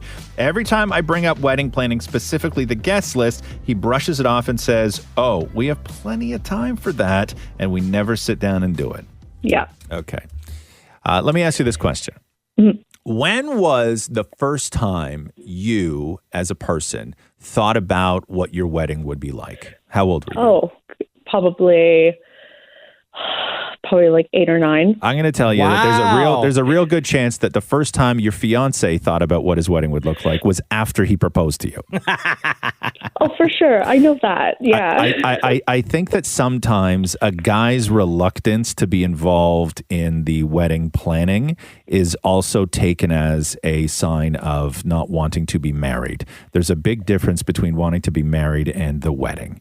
And it's boring for a lot of guys. It's not their thing. That I know. I recognize that for sure. Cause like he's like involved where it's like we do stuff, but I have to do everything, which I don't mind, obviously. Because you know what you want. You know, you have the vision for the wedding, how everything's going to play out the entire day and evening, right? Yes, yeah. Like I have it all broken down. I have a timeline, but it's just the guest list. I cannot get him to sit down with me to do it. And every single time I bring it up, I'm just like, from a female's perspective, obviously I see July and I'm like, oh my God, that's not a lot of time. There's still so much to do.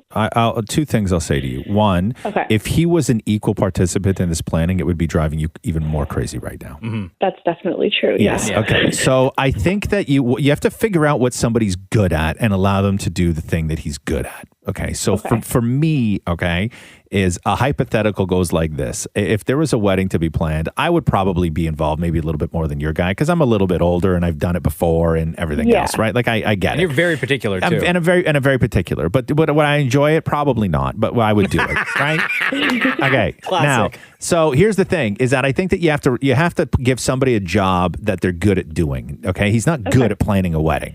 For me, and I don't know your guy at all, but for me, if you were like, let's sit down and talk about the guest list, I'd be like, oh my God, kill me. This is just like I can't. Right? I don't want to get married anymore. Yeah, I don't want to get married anymore. It's too much work. Now, on the other hand, if you gave me a list of 50 people and said, no questions asked, get rid of 20, I would do it in 5 minutes. Less than that. Right? I didn't think about that. Yeah, I would do it in 5 because okay. that's what I'm good at. Like, I'm good at stuff like that. I'm good at making tough decisions that possibly hurt people's feelings with absolutely no care in the world. Savage. Right? Yeah.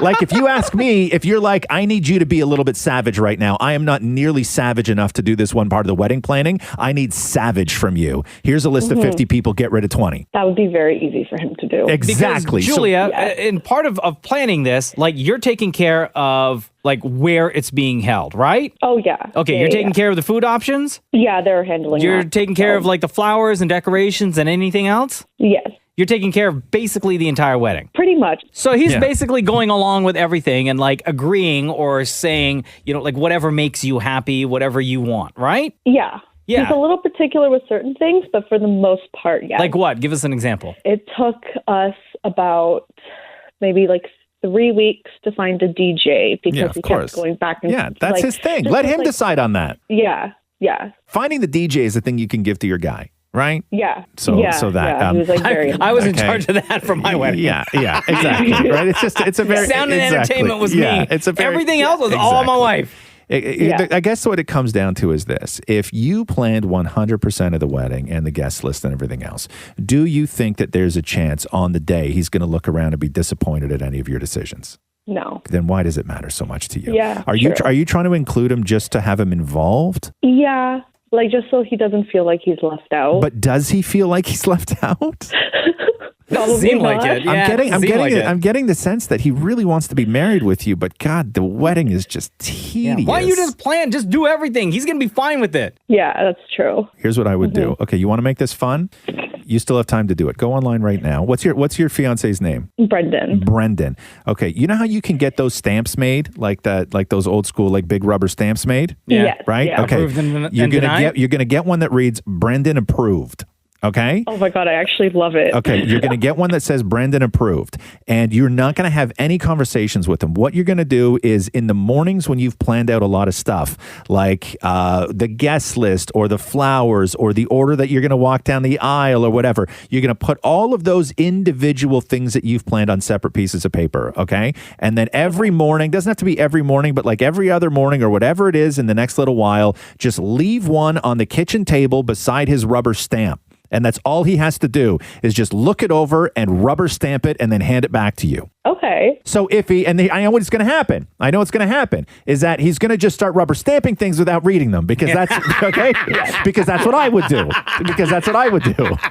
And then He's going to start using that rubber stamp for everything. Yes. Right? Okay. Yes. Exactly. Dinner. Yeah, I know. Believe me. You're going to walk out of the bathroom and you're going to find one of those things on your ass. Okay. Okay. So that's what I would do because he's not even going to read them at that point. But what it does is it involves him in a fun way and gives him something that he's good at. And maybe he manages to do things on his own time at his own pace. And you make it a game. Okay. Guys like games. You can gamify planning a wedding by doing something fun like this. Okay. Yeah, I'll look into that for sure. Congratulations, by the way. Thank you. Are you going to ask me who my favorite is? Between Roz and Mocha, who is Brandon approved? Roz, for sure. Nice. For the both of us. Oh, really? Huh? Yeah, he loves Roz. He thinks you're a savage. We're both on Team Roz. Well, I Definitely. appreciate that. So just go let your guy be savage, okay? Alrighty. All Sounds right. good. Brandon approved. All right. Have a good day. Bye, you too. Roz and Mocha's Fix My Life. On Kiss. Hi, Tori. It's Roz and Mocha. Hi, how are you guys? Good. How are you? Good, thank you. All right, Roz. Tori has a question that is right up your alley here. Go for it. I've been thinking about getting my dad a sous vide for Christmas, but I'm unsure if he will enjoy it. He takes forever to cook steaks as he believes in cooking on low heat on the barbecue. Please let me know if you think that this will be beneficial for him. When you say slow, what are we talking about? A basic steak. Like he'll start it at like 6:15 ish. We won't eat till like 7:20. Okay, hold on. What? Hold on. Yo, can I Yeah. tell you? It's been super cold this week, right? Yeah. I still went out and I grilled. Yeah. I did steaks on the barbecue. Okay.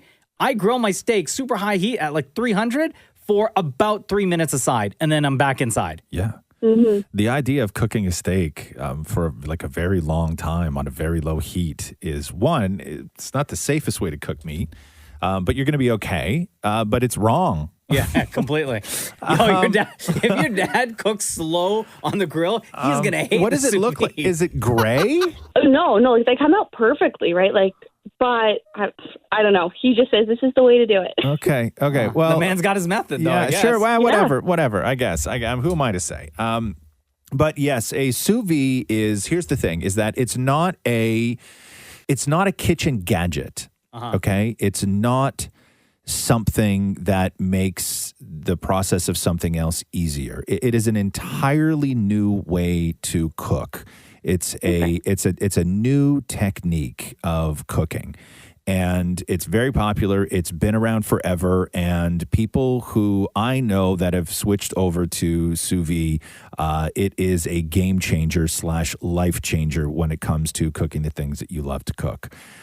So I would say 100%. Like if he's a meat eater, or if he likes chicken, if he likes steak, if he likes pork, if he likes all of those things, it is an absolute game changer, and you'll never go back. My first day that I cooked a steak in a sous vide, I have never gone back and done one the other way. I will say chicken in a sous vide because you and I have the same sous vide. Yeah. Chicken, it is the absolute best chicken I've ever had. Yes. Yeah, that's where you really notice the difference is when you cook a chicken. So the way that sous vide works is that it's a water bath. And so you have this wand, right, that you hook onto a pot. I actually have the big container that they sell, so it's everything fits perfectly. And you put it in, and it heats the water up to a specific temperature for the desired internal temperature of the meat. And so then you shrink wrap. What's the word I'm looking for? No, vacuum seal. Vacuum seal a bag. You can use Ziplocs. It's fine. You don't need a vacuum sealer. And then you pop that in the water, and you let the sous vide do its thing, which is it brings the temperature to the optimum perfect, whether you want rare, medium, medium well, all of those things. It's just about temperature and time. And when you take it out, it is perfectly cooked internally to your desired steak, whichever way you want it. And when I mean perfectly, I mean perfectly. And then it's a matter of taking the steak out and drying it off, make sure it's really, really dry, loading it up with salt, and then throwing it over the hottest temperature, whether it be cast iron or flame or whatever it is that you can. And you just develop a really, really great crust on the outside, which should take no longer than what Mocha was saying, 6 minutes. Yeah. Right? Like 3 minutes per side. And when you cut into it, you don't have to let it rest. You don't have to cover it. You don't have to do anything. You can take it right off the heat, throw it on a pan, slice it up, and eat it. And it will be cheap steak. Like I will buy an $8 steak, and I'll sous vide it and then throw it over some fire or throw it in a pan, and you get it, and it's restaurant quality steak. Wow, perfect. Okay. Does that help, Tori? Yeah, I'm for sure going to get one today. Yeah, there you go. They're the best. I've been waiting. And chicken is where Mocha was right. Chicken is the game changer. When you cook a piece of chicken in a sous vide and then finish it off in a pan with a little bit of oil and whatever herbs you want to throw in there, and just get the top of it nice and golden, you've never had a piece of chicken like that before. That's awesome. Thank you so much. Yeah. You got it, girl. Merry Christmas. Thank you. Merry Christmas. The Roz and Mocha Show. Podcast. Hey, Jenny. Hey. How you doing? Good. How are you? Good. Here's a question we got from Jenny, Roz. Oh, okay. It's my first year making a gingerbread house with my kids, and I wanted to ask, are we supposed to eat this thing at some point or just let it sit out until Christmas? I asked a few people, and they completely disagreed with each other. Yeah. They're not good. The kits you buy with all the decorations and all this other stuff, they're not good. It's not good cookie. Yeah. It's fun to make. And like for me, I'm not a gingerbread fan anyway, so I would never eat the gingerbread house. But I enjoy the process of putting it together. But usually after Christmas, we break it apart and it goes in the green bin. Yeah. Okay, because the kids were taking off the candy. I'm like, that's fine. I'm like, I don't know. Are we supposed to put this out as like decoration, or are we eating this? I have no idea. Yeah, you can eat the candy, I think. Yeah. Because you're buying the candy separately, right? Do you not? No, some of the Sometimes? kids have come with it. the candy but with you it, can put yeah. the supplemental stuff on that you like if you want. Sure. If you want to do that as well, that's fine. Now, yeah, eating like the gumdrops and the sugar jujubes and all this other stuff, that's all fine. But the roof and the walls, ugh, Yeah. it's awful. Especially after it's been sitting out on the counter for a couple of weeks. The cat's been licking at it, and somebody sneezed on it. The sugar cement tastes amazing. Yeah, but it tastes amazing that day. Yeah, the frosting? Right? The do you never frosting's squeeze a bit into your fine. mouth? Yeah, it's fine. I'm not a big sugar guy though, so I don't mess with that. Because you're sweet enough as it is. Thank you. How old are your kids, Jenny? 4 and 2. Okay, Oh, so that's tough. have they been eyeing it, like asking if they could eat it at all? Oh yeah, right after we made it, they were just like they wanted to eat it right away. I'm like, I don't know. Are we supposed to be eating this? I'm changing my answer. Okay, if we're talking to rational adults who care about their teeth, the answer is no. Don't eat the gingerbread house. If you have a 4-year-old and a 2-year-old in your house and it's Christmas and there's a gingerbread house there, let them go. They get to Let eat them it. eat it. Yeah, they get to eat it. Pretty much the same answer you you're getting can't- from everyone else you're asking, right? You can't say no. Do you put it in the oven for a bit to sort of loosen it up? I don't know if that works though. Does it? No. I don't know. No, I don't think you can rebake like that cookie stuff. No, just sort of warm it up. No, there is no loosening it up. It's rock. Okay, do you dunk it's it into hot chocolate? That doesn't work. Nothing works. Like it's You're eating cement. You have to understand, it's building materials, Yeah. right? Like it's not cookie. Like they design these so people can get the satisfaction of actually building the gingerbread house. So they use wood that smells like gingerbread. And children eat it. What, like particle board? Yes. Hope that answers your question, Jenny. It does. Thank you. Thanks very much. Merry Christmas. Thanks, guys. Merry Christmas. Bye. Here we go. The Roz and Mocha Show. Podcast. Did you watch Red Table Talk yesterday? I did not. No. Did you? You got all up in the business? Did I watch it? I mean, I consumed some of it. I wouldn't say I sat there and I watched the whole thing. It's just very uncomfortable. I don't enjoy watching that stuff. Why? Because Jada makes you feel uncomfortable? No, I like Jada a whole lot, but I don't like getting cussed out by anybody, right? And she has, even when she's like being super awesome and funny, I still like, I'm not even at the table. And if she says, do you understand me? Like if I'm watching a video, I go, yep. Yes, You know? ma'am. Yes, ma'am. Absolutely, Yes, I do. ma'am. Yes, oh, ma'am, you I weren't do. talking to me. Okay. She has such authority. It's incredible. And her mom too. Like the two of them are just so incredibly authoritative in the way that they speak. It's actually amazing to watch. But Olivia, guest yesterday was Olivia Jade. So Aunt Lori Becky's daughter, Lori Loughlin's daughter, who is still, she's in the joint, and so is her husband right now.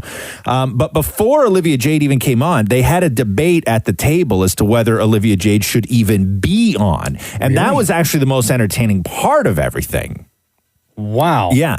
So play that. That is clip. Hold on here. Let me tell you which clip it is. Oh, here. A lot of people are going to have a lot of Yeah. opinions about her story. She called and wanted to come to our table, and we all had very different feelings about it. Yeah. You know, I fought it tooth and nail.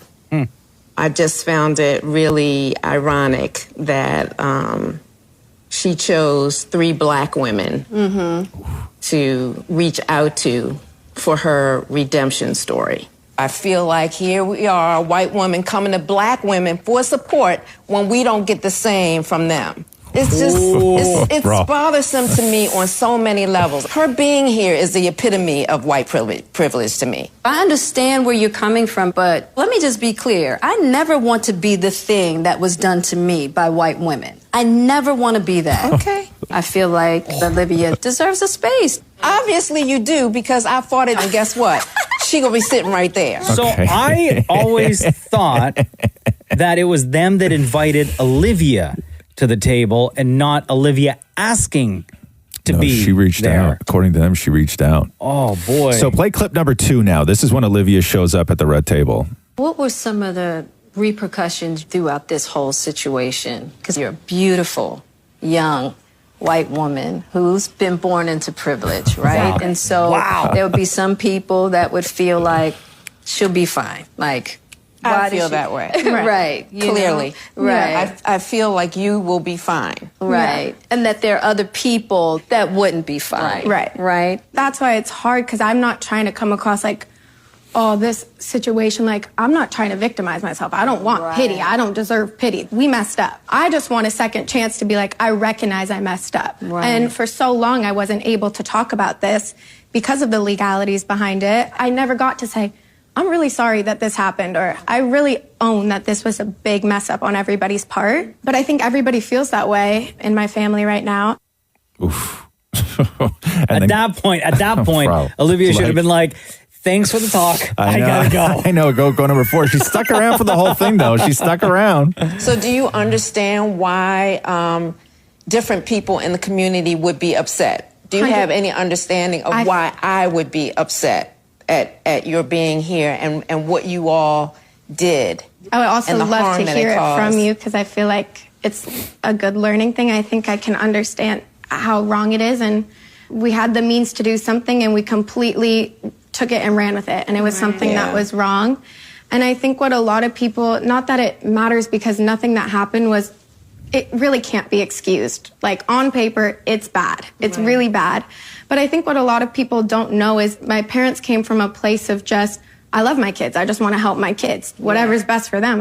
I've worked my whole life to, provide for my family. And I think they thought it was normal. Right. I didn't come on here to try and win people over and say, I really need people to like me. I just want to apologize for contributing to these social inequalities without maybe not, even though I didn't realize it at the time, being able to come here and recognize that I'm aware. Yes.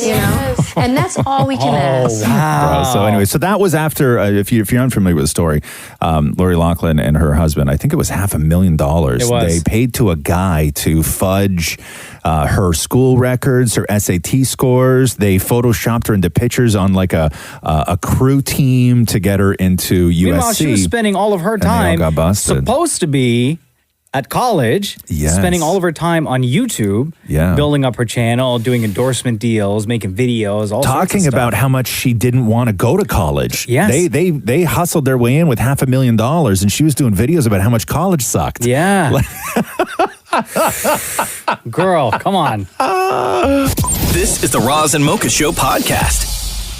2 announcements from Apple yesterday. Yeah. One is that Apple Fitness that we all found out about a couple of months ago will launch on Monday. What's that? That's the studio style workouts that you can do by watching on your iPad, on your phone, on your computer. Gotcha. Okay. And all the metrics sync to your Apple Watch. Gotcha. Apple TV, all that stuff.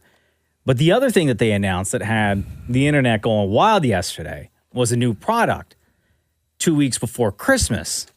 And that is headphones that they are calling the AirPods Max. Introducing AirPods Max. Every aspect has been designed for uncompromising fit and performance.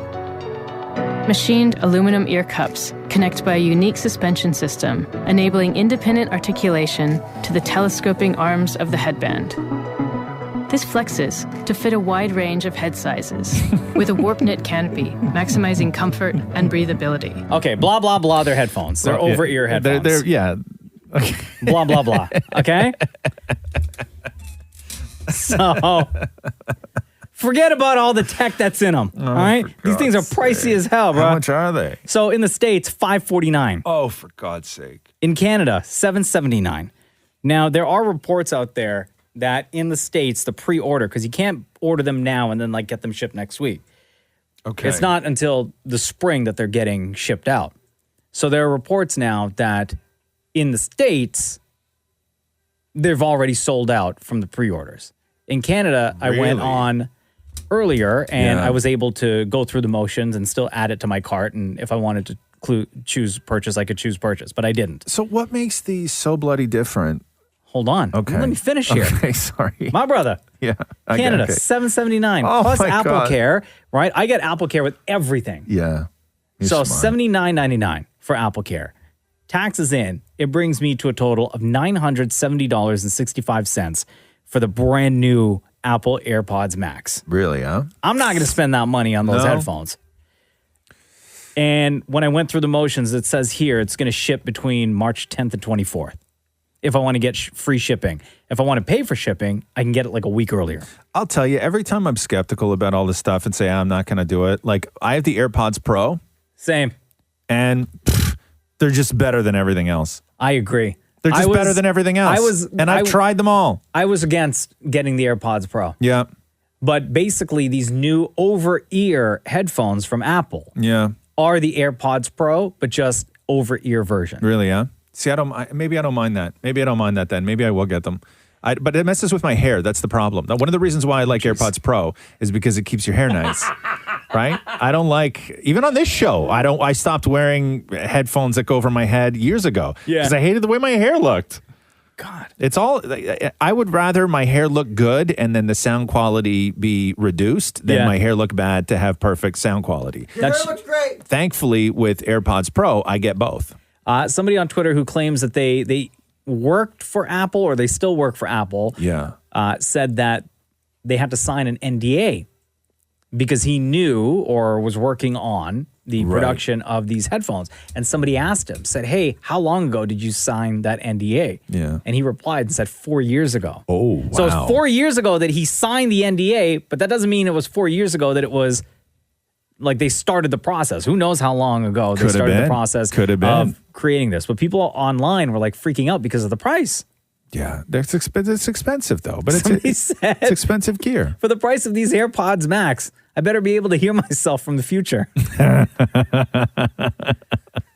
Somebody else said, sorry, I can't hear you. My AirPods Max automatically mute poor people at $549 US. And then a woman tweeted out and said, yo, those AirPods Max, $550 or $550. I better hear when my man is cheating on me.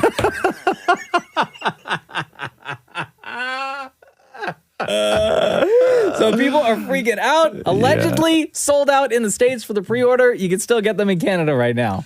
Here we go. The Roz and Mocha Show Podcast. So, can you explain the bull roar that went down on Bachelorette last night? Did you guys watch the whole episode? I'll tell you, Both of you guys did? Get in here. the best part of following the Bachelorette on Twitter last night, so Maurie's going to come in, Shem's going to come in. The best part of it following, four dudes sit around and talk about Bachelorette, ain't nothing wrong with that. The best part of it following along on Twitter last night was everybody noticing that Bennett has teeth like an American Girl doll. Where his natural sort of relaxed face is just two little tiny bits of his two front teeth poking out, just like an American Girl doll. And the side-by-side pictures are so incredibly accurate that it's fantastic. Bennett is Harvard, right? Yeah, Harvard. Yeah, he's the EQ guy. Right? Mr. Smarty Pants. Yeah, Mr. Smarty Pants, who screws up words all the time, as you're going to hear. I was just going to say, if you're from Harvard, what you doing? He screws up words all the time. So we're going to, because I want to play this clip. I think it's clip number 3, Mocha. Yeah.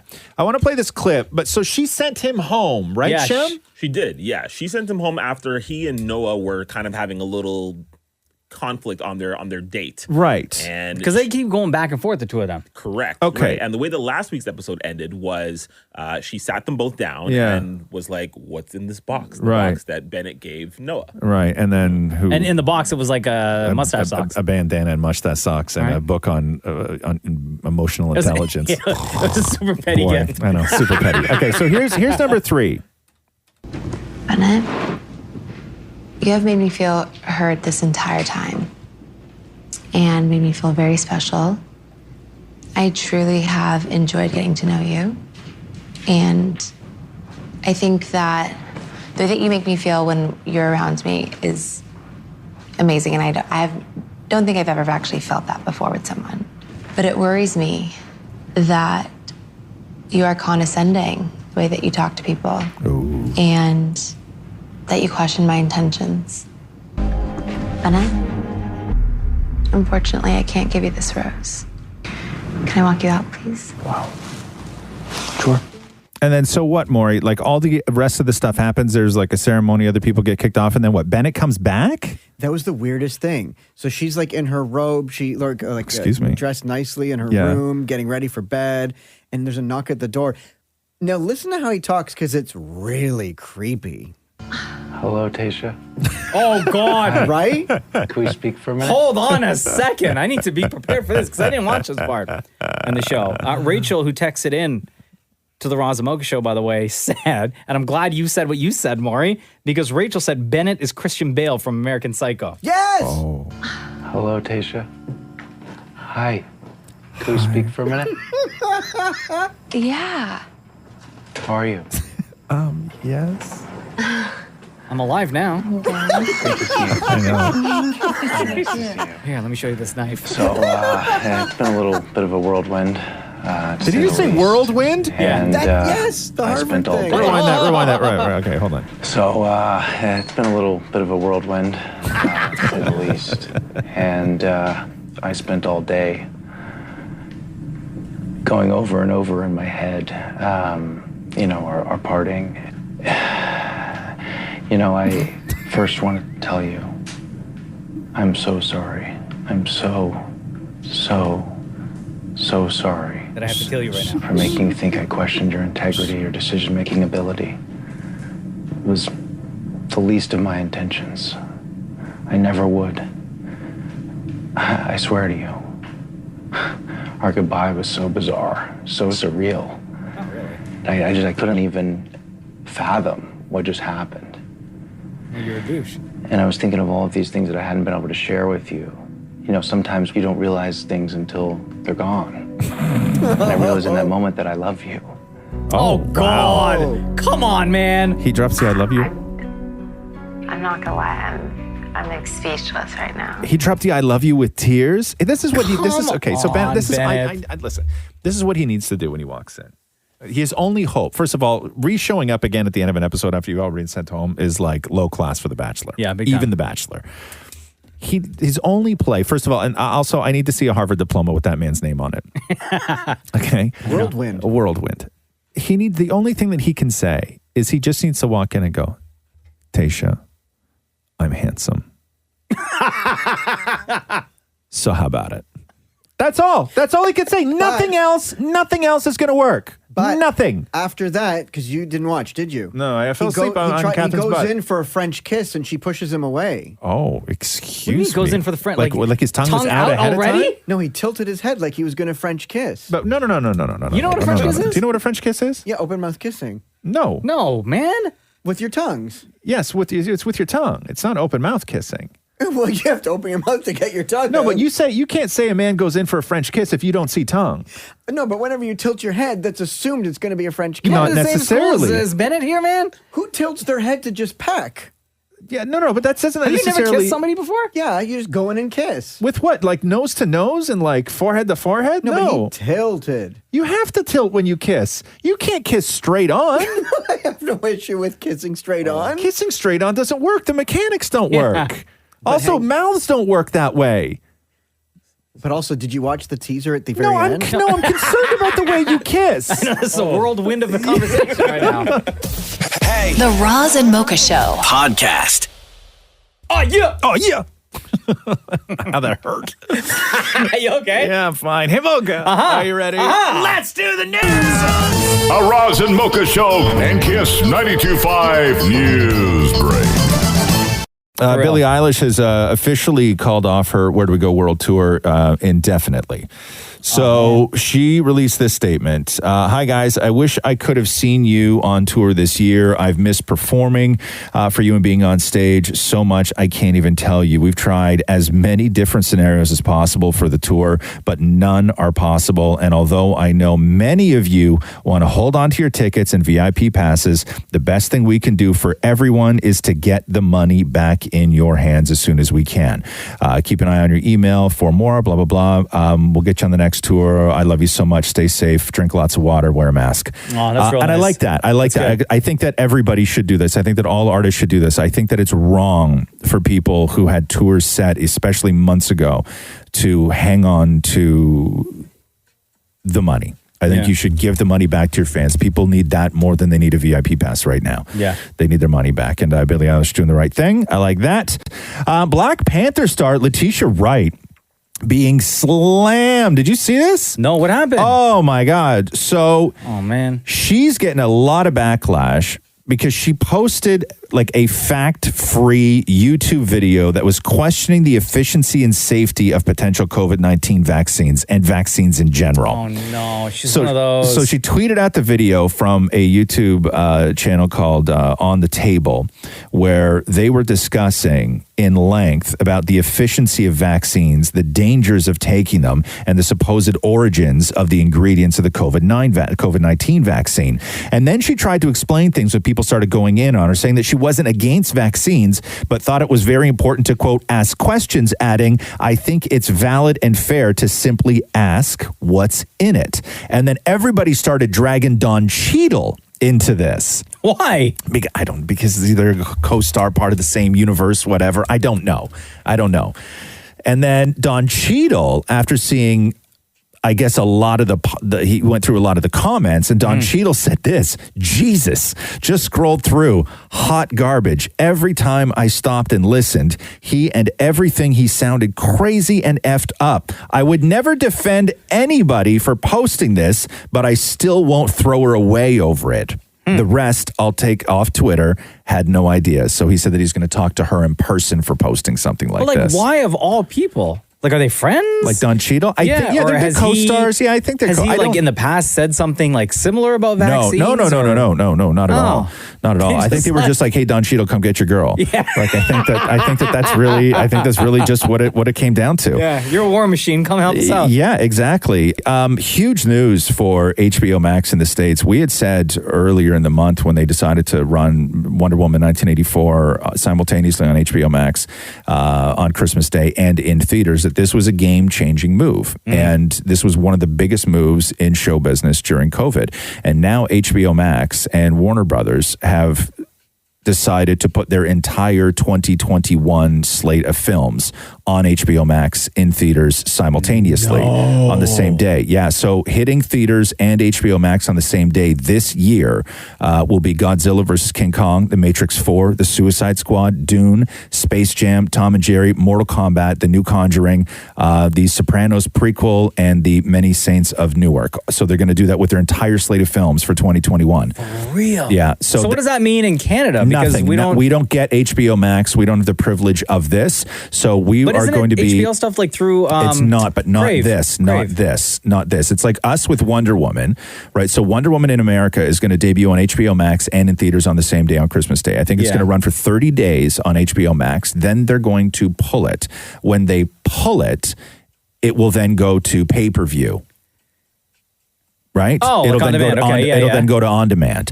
And once it goes to on demand, we will be able to get it through on demand. Then when it finishes its on demand run, we'll most likely get it on Crave. So we're probably looking at somewhere around, before we can watch Wonder Woman for free legally in Canada, I'm guessing around March, early March. I don't want it at the same time. I know, we don't get it at the same time. Especially that Sopranos, one, yeah. Dune. And Dune, yeah. Suicide Squad. King Kong versus Godzilla. All of them. All of them. Yes. At the same time. Yes. Oh, man. That's crazy. A tiger mauled a volunteer at Carol Baskin's Big Cat Rescue.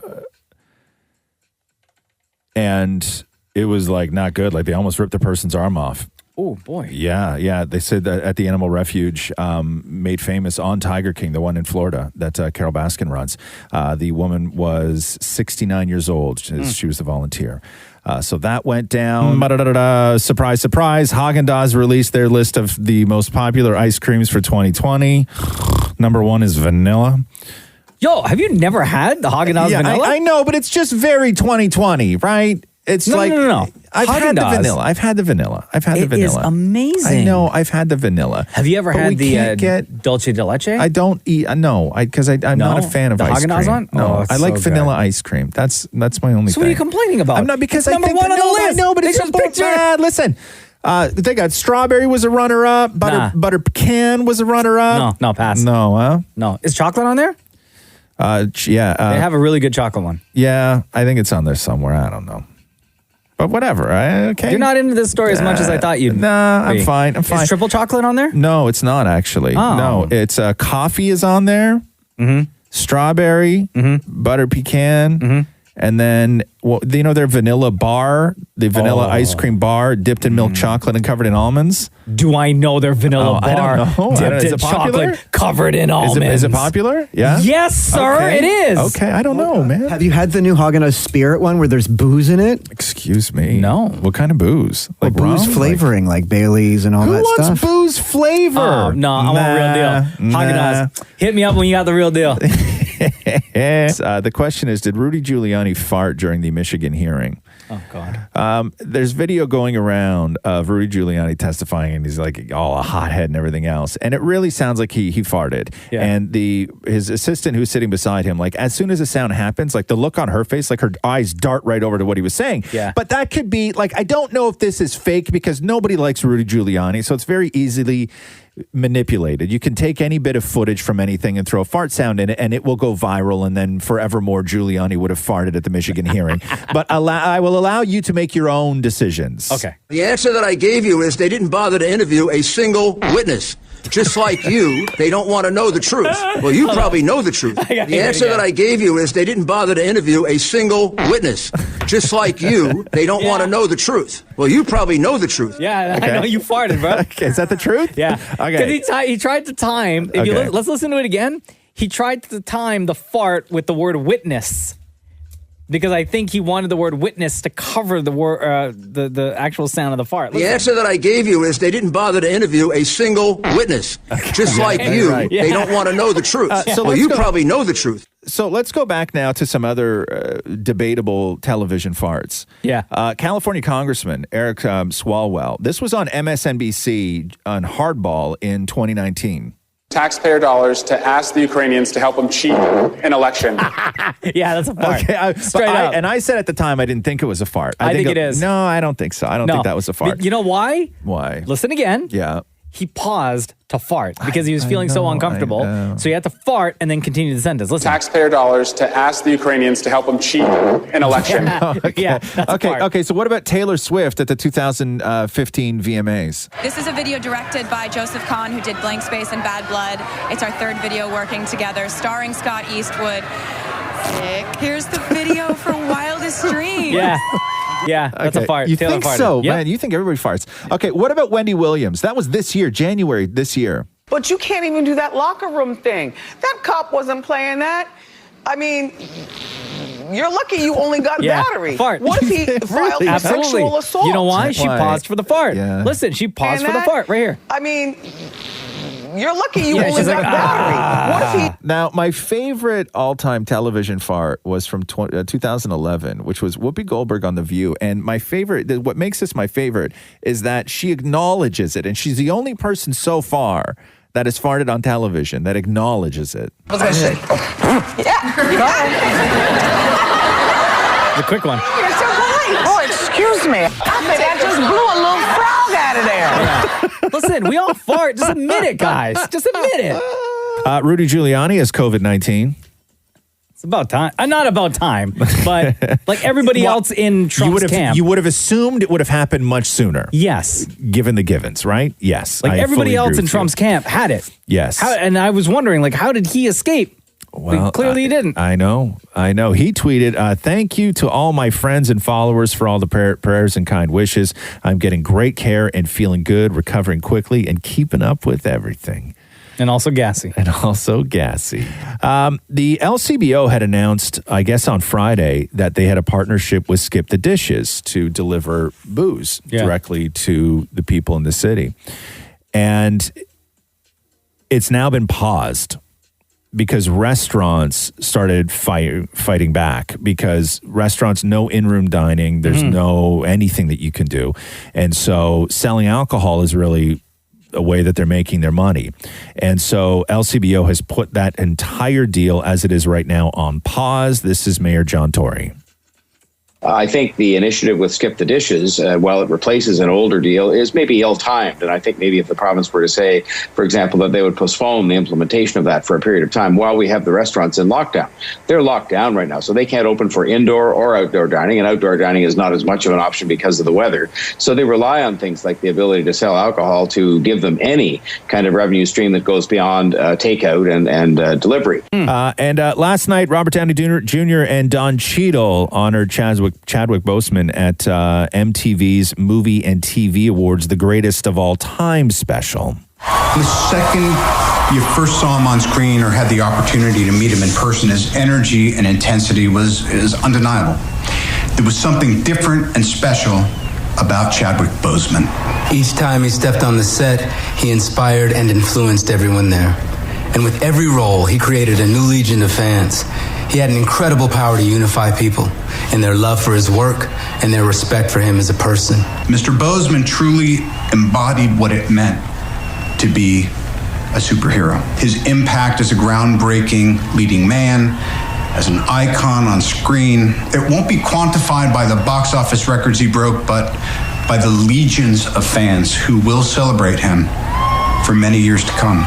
We are both so proud to be part of this award, recognizing him, the greatest of all time, our hero for the ages, Chadwick Boseman. Oh, man. Right. I don't know if you saw, Disney did a great job with updating the intro for Black Panther on Disney+. Oh, I haven't seen it. No. Where typically before a Marvel movie, before you fully see the animated Marvel Studios logo appear, it's like comic book style, and it usually has clips from other Marvel movies of all the superheroes. But what they did with Black Panther is they updated it so all the clips that you see during that entire montage is all Chadwick Boseman stuff. Oh, and it's really? only right before Black Panther. Really? Yeah. Oh, great. So I thought that was real nice. That's awesome. So Floyd Mayweather is going to fight Logan Paul. Logan Paul, the older brother of the Paul brothers. Jake Paul's the younger brother. Yeah. Jake Paul was just on the undercard of the Mike Tyson fight. Logan Paul lost to KSI in last year, a split decision. So very controversial. So Floyd Mayweather is not necessarily coming out of retirement because the fight is a special exhibition. So what that means is that whatever happens in this fight won't go on their permanent records. Oh, so if if for some reason Logan Paul does beat Floyd Mayweather, he won't. Then Floyd Mayweather's record will not be affected. He will still be 50-0. Logan Paul, by the way, is 0-1. Oh, so you're saying there's a chance, right?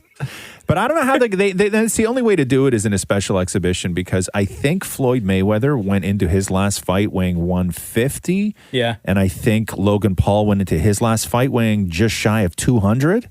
Oh, wow. There's a big weight difference. So is Logan Paul then gonna have to drop weight? No, they won't. I don't think that they're gonna have to match. Exhibition. Yeah. I mean, unless they wanted to do some sort of catch weight at like 175, but that's a lot of weight for Floyd Mayweather to put on. Yeah.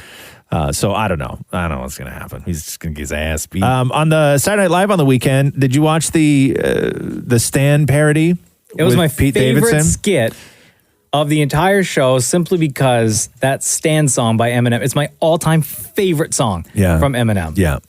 And I love the skit so much. So he did Stu, not Stan, and instead of writing to Slim Shady, he was writing to Santa. Dear Santa, I can't believe the year is almost over. It's getting colder, I'm a year older, but I'm still your soldier. You're my hero, cause you always bring me the assist. So once again, we're back to zero. Here we go, my Christmas list. I won't be greedy or needy or ask you for too much. Just want one thing, and hope you still got that magic touch. Cause getting this present is the only thing keeping me alive. Dear Santa Claus, please bring me a PS5. I tried to buy one at Walmart, ran around the shop mall like Paul Blart, tried to find one for sale, but the thing is that they're all out. Yo, I even went to a GameStop, but then I was like, oh wait, stop, Santa Claus can make one. The man got his own workshop. I know you probably hear this every day, but you got a cool hat. I love that movie you did with Will Ferrell, man. Elf was fat. Anyways, I love the things you do. Don't forget, bring my gift. Truly yours, I believe in you. This is Stu. And it was so well done. And you know what? They did like a full 3.5, 4 minute song. Yeah. Like 3 verses plus a verse, a short verse from Santa. Yeah. It was great. And then I loved it. Eminem showed up at the end, and he was the one that got the PS5, correct? He did, yes. That's unfortunate. It was good. Sorry, I liked Stu. it, man. It was really good. Sorry, Stu. Netflix says that they have no plans to add a fiction disclaimer to The Crown. So this was a lot of the calls to have Netflix do that in the last little while after the new season dropped. They say, we have always presented The Crown as a drama, and we have every confidence our members understand it's a work of fiction that is broadly based on historical events. As a result, we have no plans and see no need to add a disclaimer. The response came shortly after the UK Culture Secretary, Oliver Dowden, called Netflix to add a health warning, making it clear that it was a drama. Helena Bonham Carter, who also stars in the show, she was on a podcast where she said that the show actually has a moral responsibility to remind viewers that it is dramatized. So Netflix says that they will not do it, despite the calls for them to do so. Just tell the UK, mind your own business. Yeah, I know. You got vaccines to give out this week. I know.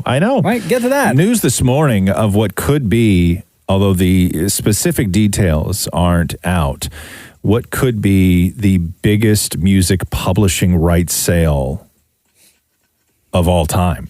Okay. So Bob Dylan has just sold his entire catalog of songs to Universal Music. That's 600 songs. Wow. Spanning 60 years that have been covered 6,000 times. Wow. So Stevie Nicks just sold her entire catalog, or 80% of her catalog, recently, and that was a deal for $100 million. Oof. Bob Dylan is up there with like that amount of revenue streaming from that catalog. And the difference is this, is that other artists, like with the Taylor Swift deal and everything else, Taylor Swift still gets royalties from it. Bob Dylan's deal is this: 100% of his rights for all the songs of his catalog, including both the income he receives as a songwriter and his control of each song's copyright, is now gone. He will no longer make money off his music. What if he performs a song? You can still do a concert and make money off tickets. Okay. But Bob Dylan will no longer make money off Bob Dylan songs. So if they use any of his songs in like a movie or TV commercial, they get all the money. Universal gets it all. They get all the money. For every album sold, they get all the money. Wow. Yeah. I wonder why. Why is he doing it? I think he's old. I think he's like 79 years old. Oh, okay. He's won the Nobel Prize. Sure. He's like, I've done all I can do. Yeah, why not? And you do something great with the money, you know? Yeah, but at the same time, like if it's your material, like why wouldn't you, even after, let's say after you're gone, right? That money being made could go towards, I don't know, family or charities or anything like that, right? Yeah, but now you have the money. I guess. Now you can just do whatever you want with the money before you go. Because it'll take Universal you won't have so to many allow, years. Yeah, you won't have to let somebody else do that on your behalf. Right. Now you can use the money for whatever you want to use the money for. So you think did they say specifically 100 million? No. That's just what Stevie Nicks got. No, they're saying that it would be astronomically more than $100 million.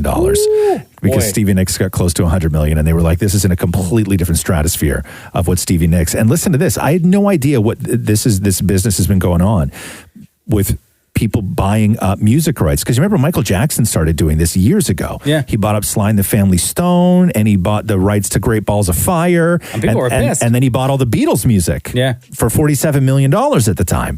But there's a company called Hypnosis, and they're a British company, and they recently disclosed that between March and September, they spent $670 million buying all the rights for Blondie, Rick James, Barry Manilow, and the Pretenders. What? Yeah. How much? These $670 million to buy Barry Manilow's music. But I want to know, like, what's the game plan at that point? Like, what are you going to do? Streaming revenue. Okay. Streaming revenue. That's what the game plan is to get it all on streaming revenue, because that's the way you make money now, and you make it in volume. It's crazy, man. Big business. Kristen Stewart apparently got COVID on set of Happiest Season, and this is from Friday night, so we missed it all weekend. Aubrey Plaza, her co-star, was on with Stephen Colbert, and listen to this exchange. You shot that in Pittsburgh, right? Before COVID. Yes, right before COVID. In fact, like, COVID was on our set. Kristen got sick, What? And we didn't know. We didn't know. Wait, is that news? Are we breaking news right now? Do people know that Kristen Stewart? Sorry. That's it? No, I want to know. I want that to be news. That's we call that an exclusive. That's an exclusive. Look, anything you want to hear about Kristen, I know because we will dish. We're going to dish later. No, we're going to dish the dirt. No. A lot of people got sick. It was like I think it was the last week of February. So people were starting. It was like that zone where people were starting to talk about coronavirus, but people were kind of laughing about it. No one really understood how serious it was. But I think a bunch of people on our set got sick. Wow. I didn't, thank God. Roz and Mocha Q&A. Hey, Christy, what's going on? It's Roz and Mocha. Oh, hey, how's it going? Good. How are you today? Good. Welcome to the podcast. Thanks. What is your question for the room? So what job or task would you give to someone else if you could? They would do the exact same job as you would do. Example, like cooking, cleaning, driving, etc. Oh. I can't say this one? What? Pardon? This one? No, man. What's your answer first, Christy? I would say, I was trying to think of something that I do a lot to maybe get rid of something there's a lot of, time that I put into it. But then I was thinking of getting rid of something that kind of stresses me out, but I don't trust anybody else doing. So I was thinking that, entertaining. So when people come over, I love having people over, but I hate having to fill their wine glasses, make sure the chips are filled, bring out the food, take their coats, stuff like that. Oh, okay. I'm thinking that's the kind of thing that I would want to designate to someone else because they do a good job like I would. Wow. But then I could mingle and be a part of the crowd and be with people. You basically, you want a caterer, right? Sure. Basically, yeah. Interesting. Interesting. I would say for me, I there's not a lot I don't like doing because I just don't do things that I don't enjoy doing for the most part, right? Like you just get to that point in your life where my obligations are very slim for things that I don't enjoy doing. I will say this, my life has changed significantly since Roxy started doing the cat's litter boxes. Oh, okay. Because it is such a huge pain in the ass. And they always notice they're too full and it's late at night and I'm tired. Yeah. That's when they come screaming at me and standing at the top of the stairs being like, yo, dude, get your ass down there, clean our bathroom, right? And I'm always so exhausted. But now Roxy started doing it for cash. Problem solved. Problem solved. And my life has changed. It's wonderful. What do you do now. with all that free time now? Nothing. I don't do anything. But that's one of those little annoying things that I love my cats. I love having cats in the house. I would never want them to go outside and sort of do all that stuff out in the world. But doing litter boxes is just always the most inconvenient time because you have 3 litter boxes with 3 cats, right? Yeah. They each have to have their own, and it's weird the way that they do it because they're all in a row. When you go, we have a hole cut in the wall. Right? And then they just go through the tiny little hole in the wall. And that's where the litter box is? Yeah. Oh, okay. So we have a room, like a mechanical room kind of thing that the litter boxes are also in. Oh, but okay, instead of leaving the door open when we did the renovation on the house, and I did this at the cottage as well, I have the carpenters just frame out a little tiny hole above the floor trim. Oh my God, that's and so cute. It goes in there. And so the cats just go in and out of this little hole, and then I don't have to worry about leaving a door open. Yeah. And so it's weird because they go... they only go number 1 in the first one. Okay. They only go number 2 in the second one. And then the third one is a tiny little mix of both. Really? Yeah. That's so weird. It's weird. They Did have they all rules. talk about it beforehand? I don't know. How did they figure that out? No idea. So if they go pee in number 1, for sure, they will never, ever, ever do number 2 there. No, there's never a number 2 in there, unless it falls off the side of the other one. Sure. You can tell. Yeah. Right? There's a streak that just kind of goes between the That's between the 2. interesting. Yeah, and I don't know how they've figured it out, but they manage, and it's really wild. So the one on the end has to be. It's still it's still really good. The one on the end, there's still plenty of. What would happen if you put a 4th box? You're supposed to have 4. Oh, wow. You're supposed to have 1 more litter box than you have cats. Yeah. But who has that kind of space? Hey, when I had 2 cats, I put 1 box. Yeah, you're supposed to have an extra litter. You're supposed to have 1 more litter box than the amount of cats you have. Because cats get weird about that stuff, man. Oh, really? Yeah. Dan and Maurie, what task or job would you give to someone else if you could? Like somebody that can come in and sit on the couch dressed as me when Matthew's in a mood. Jeez. If I did something wrong, instead of having to have to listen to it. Maybe I can tag someone in. Like you need in your life, you need somebody in those situations because you handle confrontation so poorly. Well, you need somebody on a hotline, right? That if Matthew is mad at you for something and he's going to yell at you, this person then comes in. Yeah. Matthew yells at this person, and then this person also says all the things Matthew wished that you said to him. Ooh. He's apologizing. Oh my God, I'm so sorry. My client would like to say sorry. It's completely my fault. No, they speak as you. Yeah. They speak as you, right? It's completely my fault. I screwed up. I know. So this person's just going to say all the things that Matthew would wish you would say when you're in trouble. Oh, okay, yeah. That's a Do you great want to be plan. that No, person? but you know what would happen? What's that? Matthew would then fall in love with that person. I know. That's But it's true. me, right? No. No, You no. know what happened, Maury? Is that you would do what you always do, which is you're going to call this person way too much, and they're eventually going to get annoyed with you. Like, I don't want the job anymore. Yeah, I don't want the job anymore. You're asking too much of me. For me, it would say. I was also going to cleaning. say someone to shower for me. Like someone to stand in there and Like rub wash the soap. you? Yeah. Or shower in place of you? No, like wash me. Oh, so you don't want somebody to shower for you. You want somebody to wash Shower you. Yeah, Wash you you, want yeah. somebody to shower you. That way you could just enjoy the heat. But you just want somebody to rub you down wet in the shower. Yeah. So no, that's not an inconvenience. That's just because you're horny. No, so that I could just stand That's there. not about a convenience thing. Yeah, That's because stand there and do you what? want- You okay. perv? What if I said it was a woman then? Can I close my eyes? You You see, can do you're whatever making it see, weird. You're making it weird. No. You want to be Come on, rubbed down man. by a guy. So hold on here. So your two wishes are to have somebody else play you in the house when Matthew's home, and then also you want somebody who is male, by the way, to go in the shower with you and rub you down. Those are your great those are your- life, huh? Oh, jeez. Oh my God! You really don't want to be married, Great huh? life. I know. Great life, huh? You just want to be single, Maury. I would have to say cleaning in our house. If I could have somebody just clean like everything, including after we eat dinner, just Right. clean up the dishes. Oh, yes. And then the other thing, to be honest with you, You already have that. He's just not old enough yet. I know. I'm Yeah. waiting. I'm waiting for Chris to get to that age. Do the dishes. Yeah. And the other thing I would say is actually driving us around. Oh, yeah. Or yeah, driving fair me in to work every day. Fair enough. Because then I can just like sit on my laptop and like just start doing work stuff. Yes. Before getting here. Yep. So it would definitely be to have a driver. Roz had that. Yeah, I did. Yeah, I had Maury, and then I had all Uber drivers. Yeah. Yeah, and it was incredible. I did so much in those cars on my But way now that home. you drive, Mm-hmm. like how has it changed your life in terms of what you used to do when other people would drive you? I wait a lot less for things now. Okay. I think that is the one thing where I would finish, doing ET Canada, and you got to call an Uber, and then the Uber says 4 minutes, and then it'll say 12, and then it'll be during a snowstorm, and sometimes they're just late. So I wait a whole lot less for things now. I'm more efficient in the sense that I get places faster, but my time I don't feel is wisely spent because there's not a lot of traffic now because of COVID.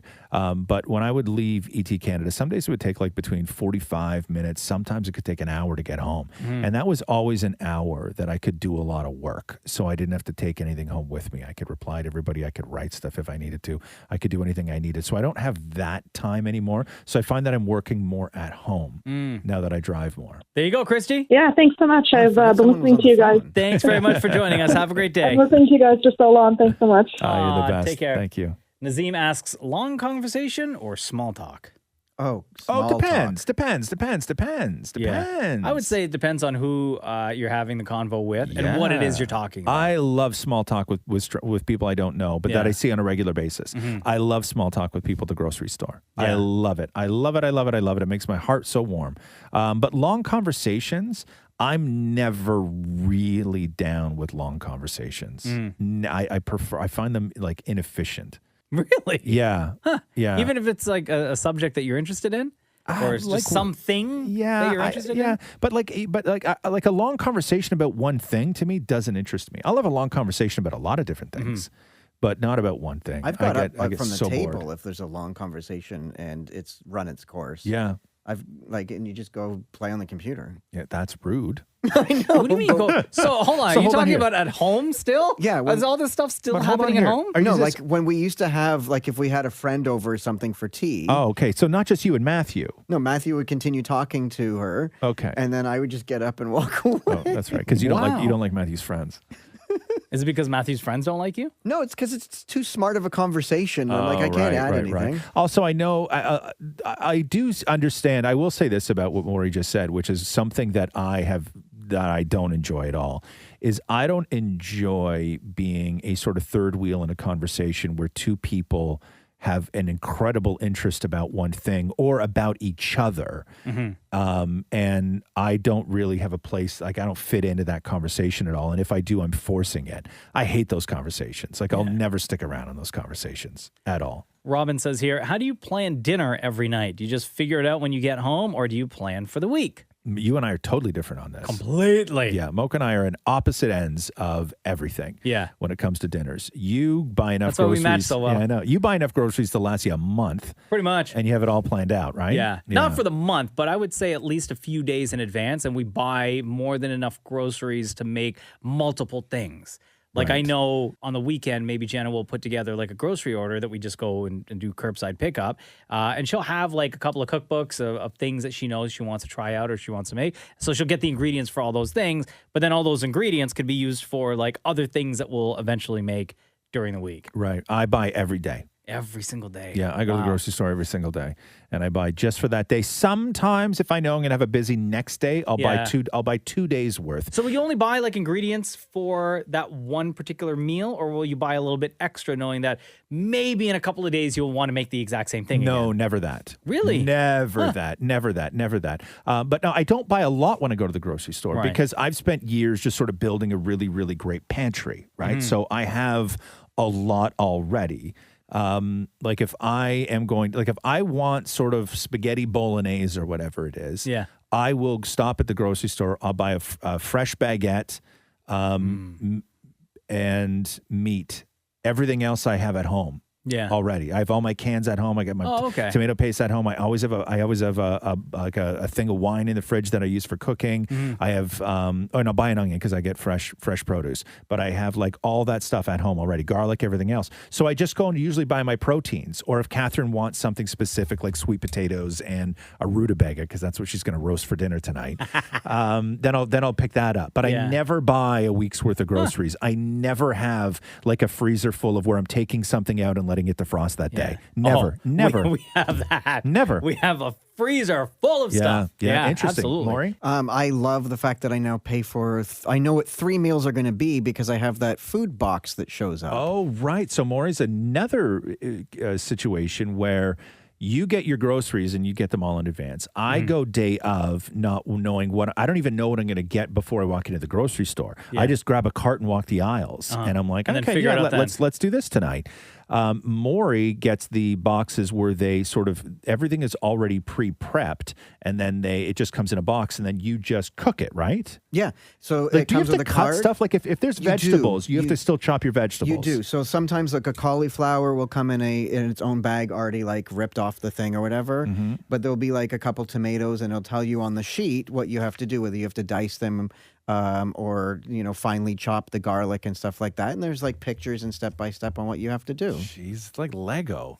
It really is. I'm looking forward to tonight. What is it? Tonight is holiday poutine. So what do they give you? So it's thinly slicing sweet potato, and then you make your cranberry gravy and then cheese curds on top. Cranberry gravy? With turkey. So and then turkey. I guess there's so it's sweet potato fries, yam fries, right? Yeah. And then so it's not gravy, it's cranberry sauce? Like cranberry sauce. Yeah, There's it's not gravy. He said gravy. It's not gravy. Because on the card it said cranberry gravy. So yes, it's liquid cranberry. Yes. Yes. And then turkey. So what? Yeah, ground turkey. Ground turkey. So then what do you do with the turkey? You in a pan. I guess you do what you do with a pan of turkey. But what do you do? What do you do I haven't read it? that far ahead yet. Oh. I assume fry it up. Interesting. Boil. Interesting. Sweet potato. How do you cook this? How do they tell you to cook the sweet potatoes? In the oven. Yeah. At what? Oh, I don't know. You I don't just know? looked at the pictures this morning. Sweet potatoes aren't that easy to make fries because especially if you're putting a liquid on top of them, whether it's like a Usually gravy or what do you mean? Usually it tells you to drizzle oil on No, top. but then you're putting your cranberry sauce on it, right? But what I'm saying is that sweet potatoes are they're very difficult to make workable fries when you're putting a liquid on top of them, like a cranberry sauce or a gravy or something, because you want to cook sweet potatoes in a little bit of oil, right? Mhm. And you want them to sort of get mushy because that's when all the sweetness comes out of them and they get caramelized and everything else. But in order to have it as a viable potato, It has to be crunchy. It has to be crunchy. And as soon as you oil up sweet potatoes, you run the risk of either burning the outside or cooking the outside too fast before the inside is cooked. Like sweet potatoes aren't as easy as just cutting up potatoes and throwing them in the oven. They don't cook quite the same, especially if you're using them to put some sort of like liquid on top of them. So be careful with Well, that. I'll follow the pictures. Yeah. Do you like sweet potatoes? Love You sweet do, huh? potatoes. Yes, Interesting. absolutely. Oh, I love dunking it in mayonnaise. Yeah, I make it for Catherine all the time. I eat them as I'm cooking them, right? Like as I'm flipping them and everything else, I eat them. And I just do olive oil, salt and pepper, and fresh thyme is what I put on them. I And love they're sweet delicious. potatoes so And much. but I don't like them. I will never have them with a meal. Really? No, never. Why? I will never make them as a meal. I like them on their own as a snack. But not like on the Basically, side? Not. As like, I will never. If they're on the table and there's a big spoon in the bowl, I will never scoop them on my You know plate. what's really good with them? No. A maple glaze. No, see, I don't like maple. gross. No thanks. No, like a whole sweet potato in I'm telling the you right oven now, as though it Okay, was I know. a Yeah. baked potato. Telling you right now, I don't. I don't eat maple. Ross hates everything maple. I don't eat maple. But have you had it with a sweet Maury, potato? stop it. You're just like okay? You sound like the guys that used to try and get me to smoke weed. And you just say, you just haven't tried my man. No, I don't want your maple. Okay, here's a question from Laura. Now, I think I'm the only one that'll be able to answer this. Go for it. Because do you guys drink milk at home? Almond milk. You have almond- Milk? yeah. No, like I sit around with a big glass of milk as an adult. No, because she's asking about bagged milk. Oh, right. I used to though. We used to get bagged milk. Okay, so here, when you finish a bag of milk, do you cut open a new bag or leave it and let the next person to use the milk open it? Now, whoever finishes it puts it in and cuts it open. See, in our house, because I'm the only one that uses the bagged milk, because Jenna uses like almond milk or oat or. Yeah. So when a bag is done, the container that it's in, I will, even though it's not like, it's like never disgusting, but I will put it in the sink and I'll give it a wash. And then when I'm ready to use another bag, at that point, I'll get the bag out of the fridge and put it in. the container. Interesting. I haven't had bagged milk in forever. And I just remember growing up, the one thing that you could not do, or the one thing you never wanted on your head, was to be the one who finished the milk, right? Yeah. Because we used to get in trouble for going through so much milk. Oh, really? Right? That was the thing. Yeah. There's no way that you boys should be going through this much milk. And so it was a contest between my brother and I of who could leave the least amount of milk in the bag where that amount still could be used for like a tea, right, or a coffee. So then either mom or dad will have to refill. Yes. No, but then they were the ones that would finish it, right? So if my mom came home and there was just enough milk in the bottom of that for a cup of tea, you were fine. Yeah. If my mom came home and there was a fresh bag cut open in there, you got in trouble for drinking all the milk. Right? That's what it's there for. It's expensive though. Okay? Like you can't be going through a bag of this a day is what they used to say. to My us. folks used to buy so much bagged milk. Did Like, they freeze it? so Did they much. ever freeze Yes. it? Yeah, they froze it, I was huh? just That's gonna say, weird. So exactly milk. Our It's weird. freezer, they bought one of those the chest freezers, right? Yeah. And you open it up, and there were like 6, 7, 8 bags of frozen milk in there. Really? Yes, I always super thought it weird. was odd. That's super No, weird. my dad never froze the milk. No. No, that. But doesn't it was seem- only the two of you, so you would But just we buy use enough. bag milk. We use bag milk. Yeah. Oh, Yeah. okay. No, but it was only the two of you, so it Yeah. would only be enough for what you guys would use. Did you guys have the when you opened a bag, did you use scissors or did you have that cool thing with the magnet that stuck to the side of the fridge? Oh, scissors. The cutter.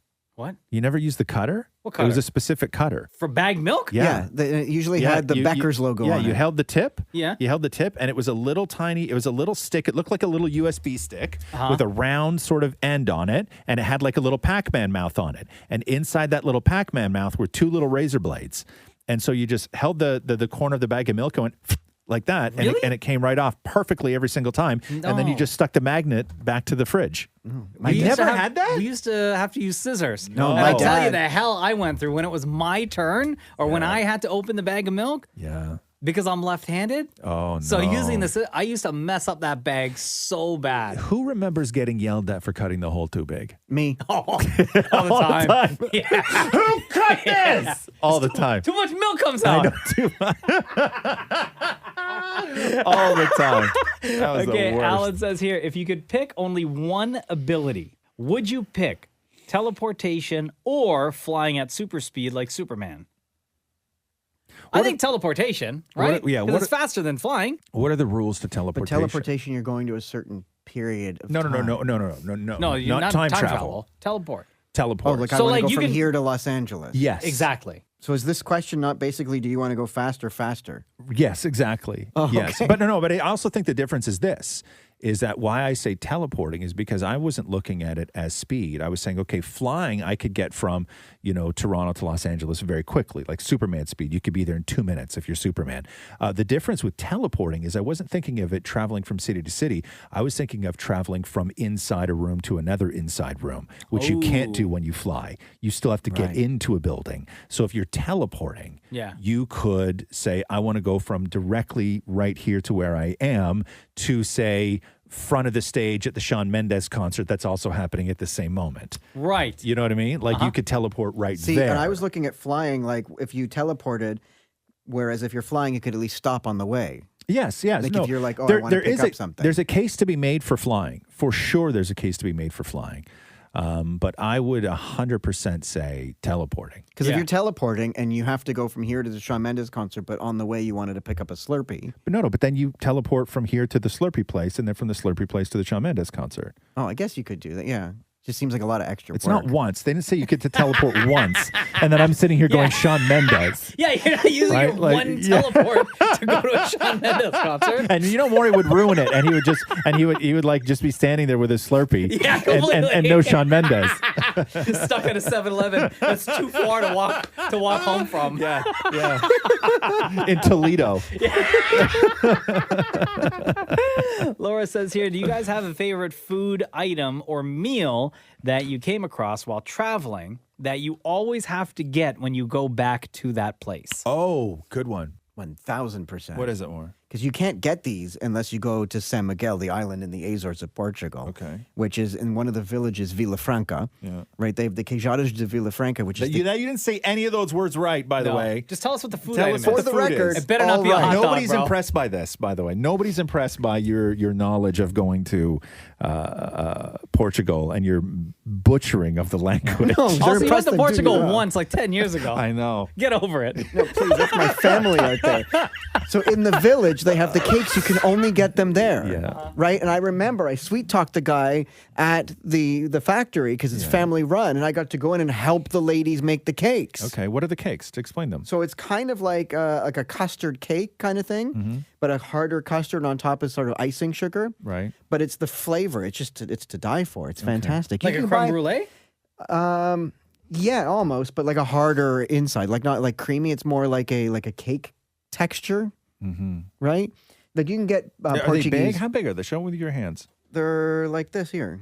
Oh, so little. Yeah, you can get Portuguese custard cakes everywhere, right? But this is very different. Like how different though? Different because of the romantic notion of being there? No, or different flavor difference in altogether. altogether. But then if you go Interesting. half hour north to Furnish, Here we go. Listen. okay, But the thing they is- make a sweet bread and you, eat went, it hot. you went It's to Portugal fantastic. once, so you I- had those twice. items. Twice. Okay, so but the question is, like a favorite food item or meal while traveling that every time you go back to that place, I you haven't get had a it. chance to go back yet. Oh, okay, but that is your favorite. Yeah, Okay. like when family does go, they'll bring it back. Interesting. Roz, anywhere?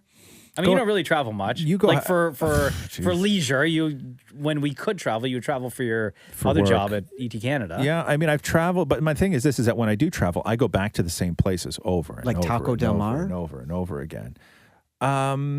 No, I'm trying to think if there was anything that I've had specifically in in one place. Like when I used to go to New York all the time, and before we had a lot of really, really great sort of diner style burgers in Toronto. Every time I went to New York, I would just go to Shake Shack because their burgers were just so good, and their fries were awesome. I did Shake Shack once. They opened up in Central Park. They opened up like a stand or whatever. It wasn't that good. Oh, I like Shake Shack. It's What's good. that place you told us about? And then when I went to New York a few times, it's an unmarked burger place. Greasy spot inside of like a hotel. Yeah, that was another great place. That you would never know. It's a beautiful hotel. That was You walk into the lobby, it's gorgeous, and then off to the side, there's like a hallway, and all you smell is grease. Yeah, I think that was called the Burger Shop.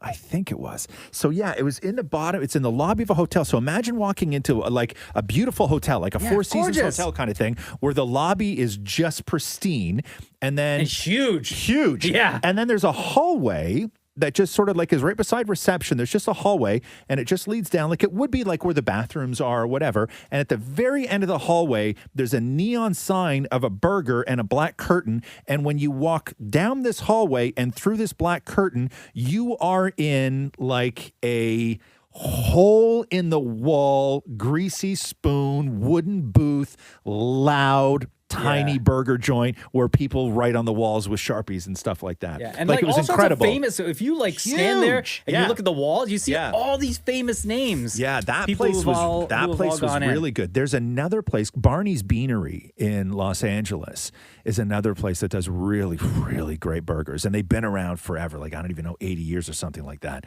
That's another really great classic burger place that I always used to love going to in Los Angeles.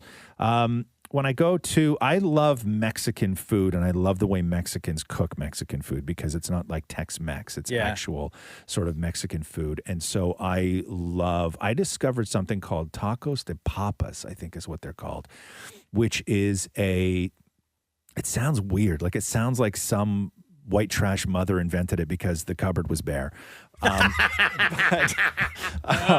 But tacos de papa, I believe that this is what it was. So it was a tortilla shell and chorizo sausage all cut up. Like you take the skin off, and it's sort of like loose chorizo. And it's chorizo sausage, and you fry that up, and then you take your tortilla shell and you put half of it in oil, and then you flip it and put the other half in oil. So it is almost like a hard shell taco, right? And then they take mashed potatoes and they line the bottom of it with mashed potatoes. Okay. And then they put the chorizo sausage on top of the mashed potatoes. Oh, what the hell? Yeah, it's a mashed potato sausage taco. That sounds delicious. Right? Yeah. And I'd never had one before. Really? I had never had one before. And then everybody was gobbling these things up one day Yeah. when we were in, I don't even know, Guadalajara, I guess it was maybe. And everybody's lined up because there the rules for, I love going to places where the rules for selling food don't apply. And it's just trust that you have because you walk through these neighborhoods, and during the day, these neighborhoods look like normal neighborhoods. But at night, everybody opens their garages and they have restaurants in their garages. Oh, like wow. these little taco stands in their garages. And people just walk up and down the street, literally going into people's homes and paying them money. And they have these taco stands set up. Oh, and wow. so you just walk around and you're just paying people to make you tacos. But this is what everybody does late night. You eat some incredible food. There's this one place. Anytime my wife and I went to Cabo, and this hotel that we stayed at wasn't too far from a town called La Paz. Mm-hmm. The drive was like 10 minutes from where we were to the town. And the times that we've been driving along this road, it was pretty much like a highway. Yeah. There was always this one taco stand, like in the middle of nowhere, that I would see. And the guy's standing there. Yeah. And he's got his like signs and everything for what you can get. And I've never stopped. And I've always regretted. Was it like a truck or was it like a table? No, it was or like a tent? it was like a stand, like when you would see like a hot dog stand. Oh, I got And I was you. like, and every time I drove by, I was like, man, I bet you this guy has probably the best, because he was advertising for fish tacos. And I was like, I bet you this guy, because there's nothing else around. It's just highway. Do you like fish stand. tacos? I do. You yes. do, huh? Yeah. And I'm like, man, I bet you this guy And you has never probably stopped? the best. Nah, never. Really? And every time I drive by, I'm like, you know what? One day I'm going to stop. And I haven't been back in forever. That's too bad. That's too bad. I want to add in two more. Go. Because I go to New York often, every Christmas. Okay. And I can't believe I said Portugal, but I should have also said New York. Okay. Favorite things to do. As soon as we land, we always go to Katz's Deli. from Montreal smoked meat sandwich. Yeah.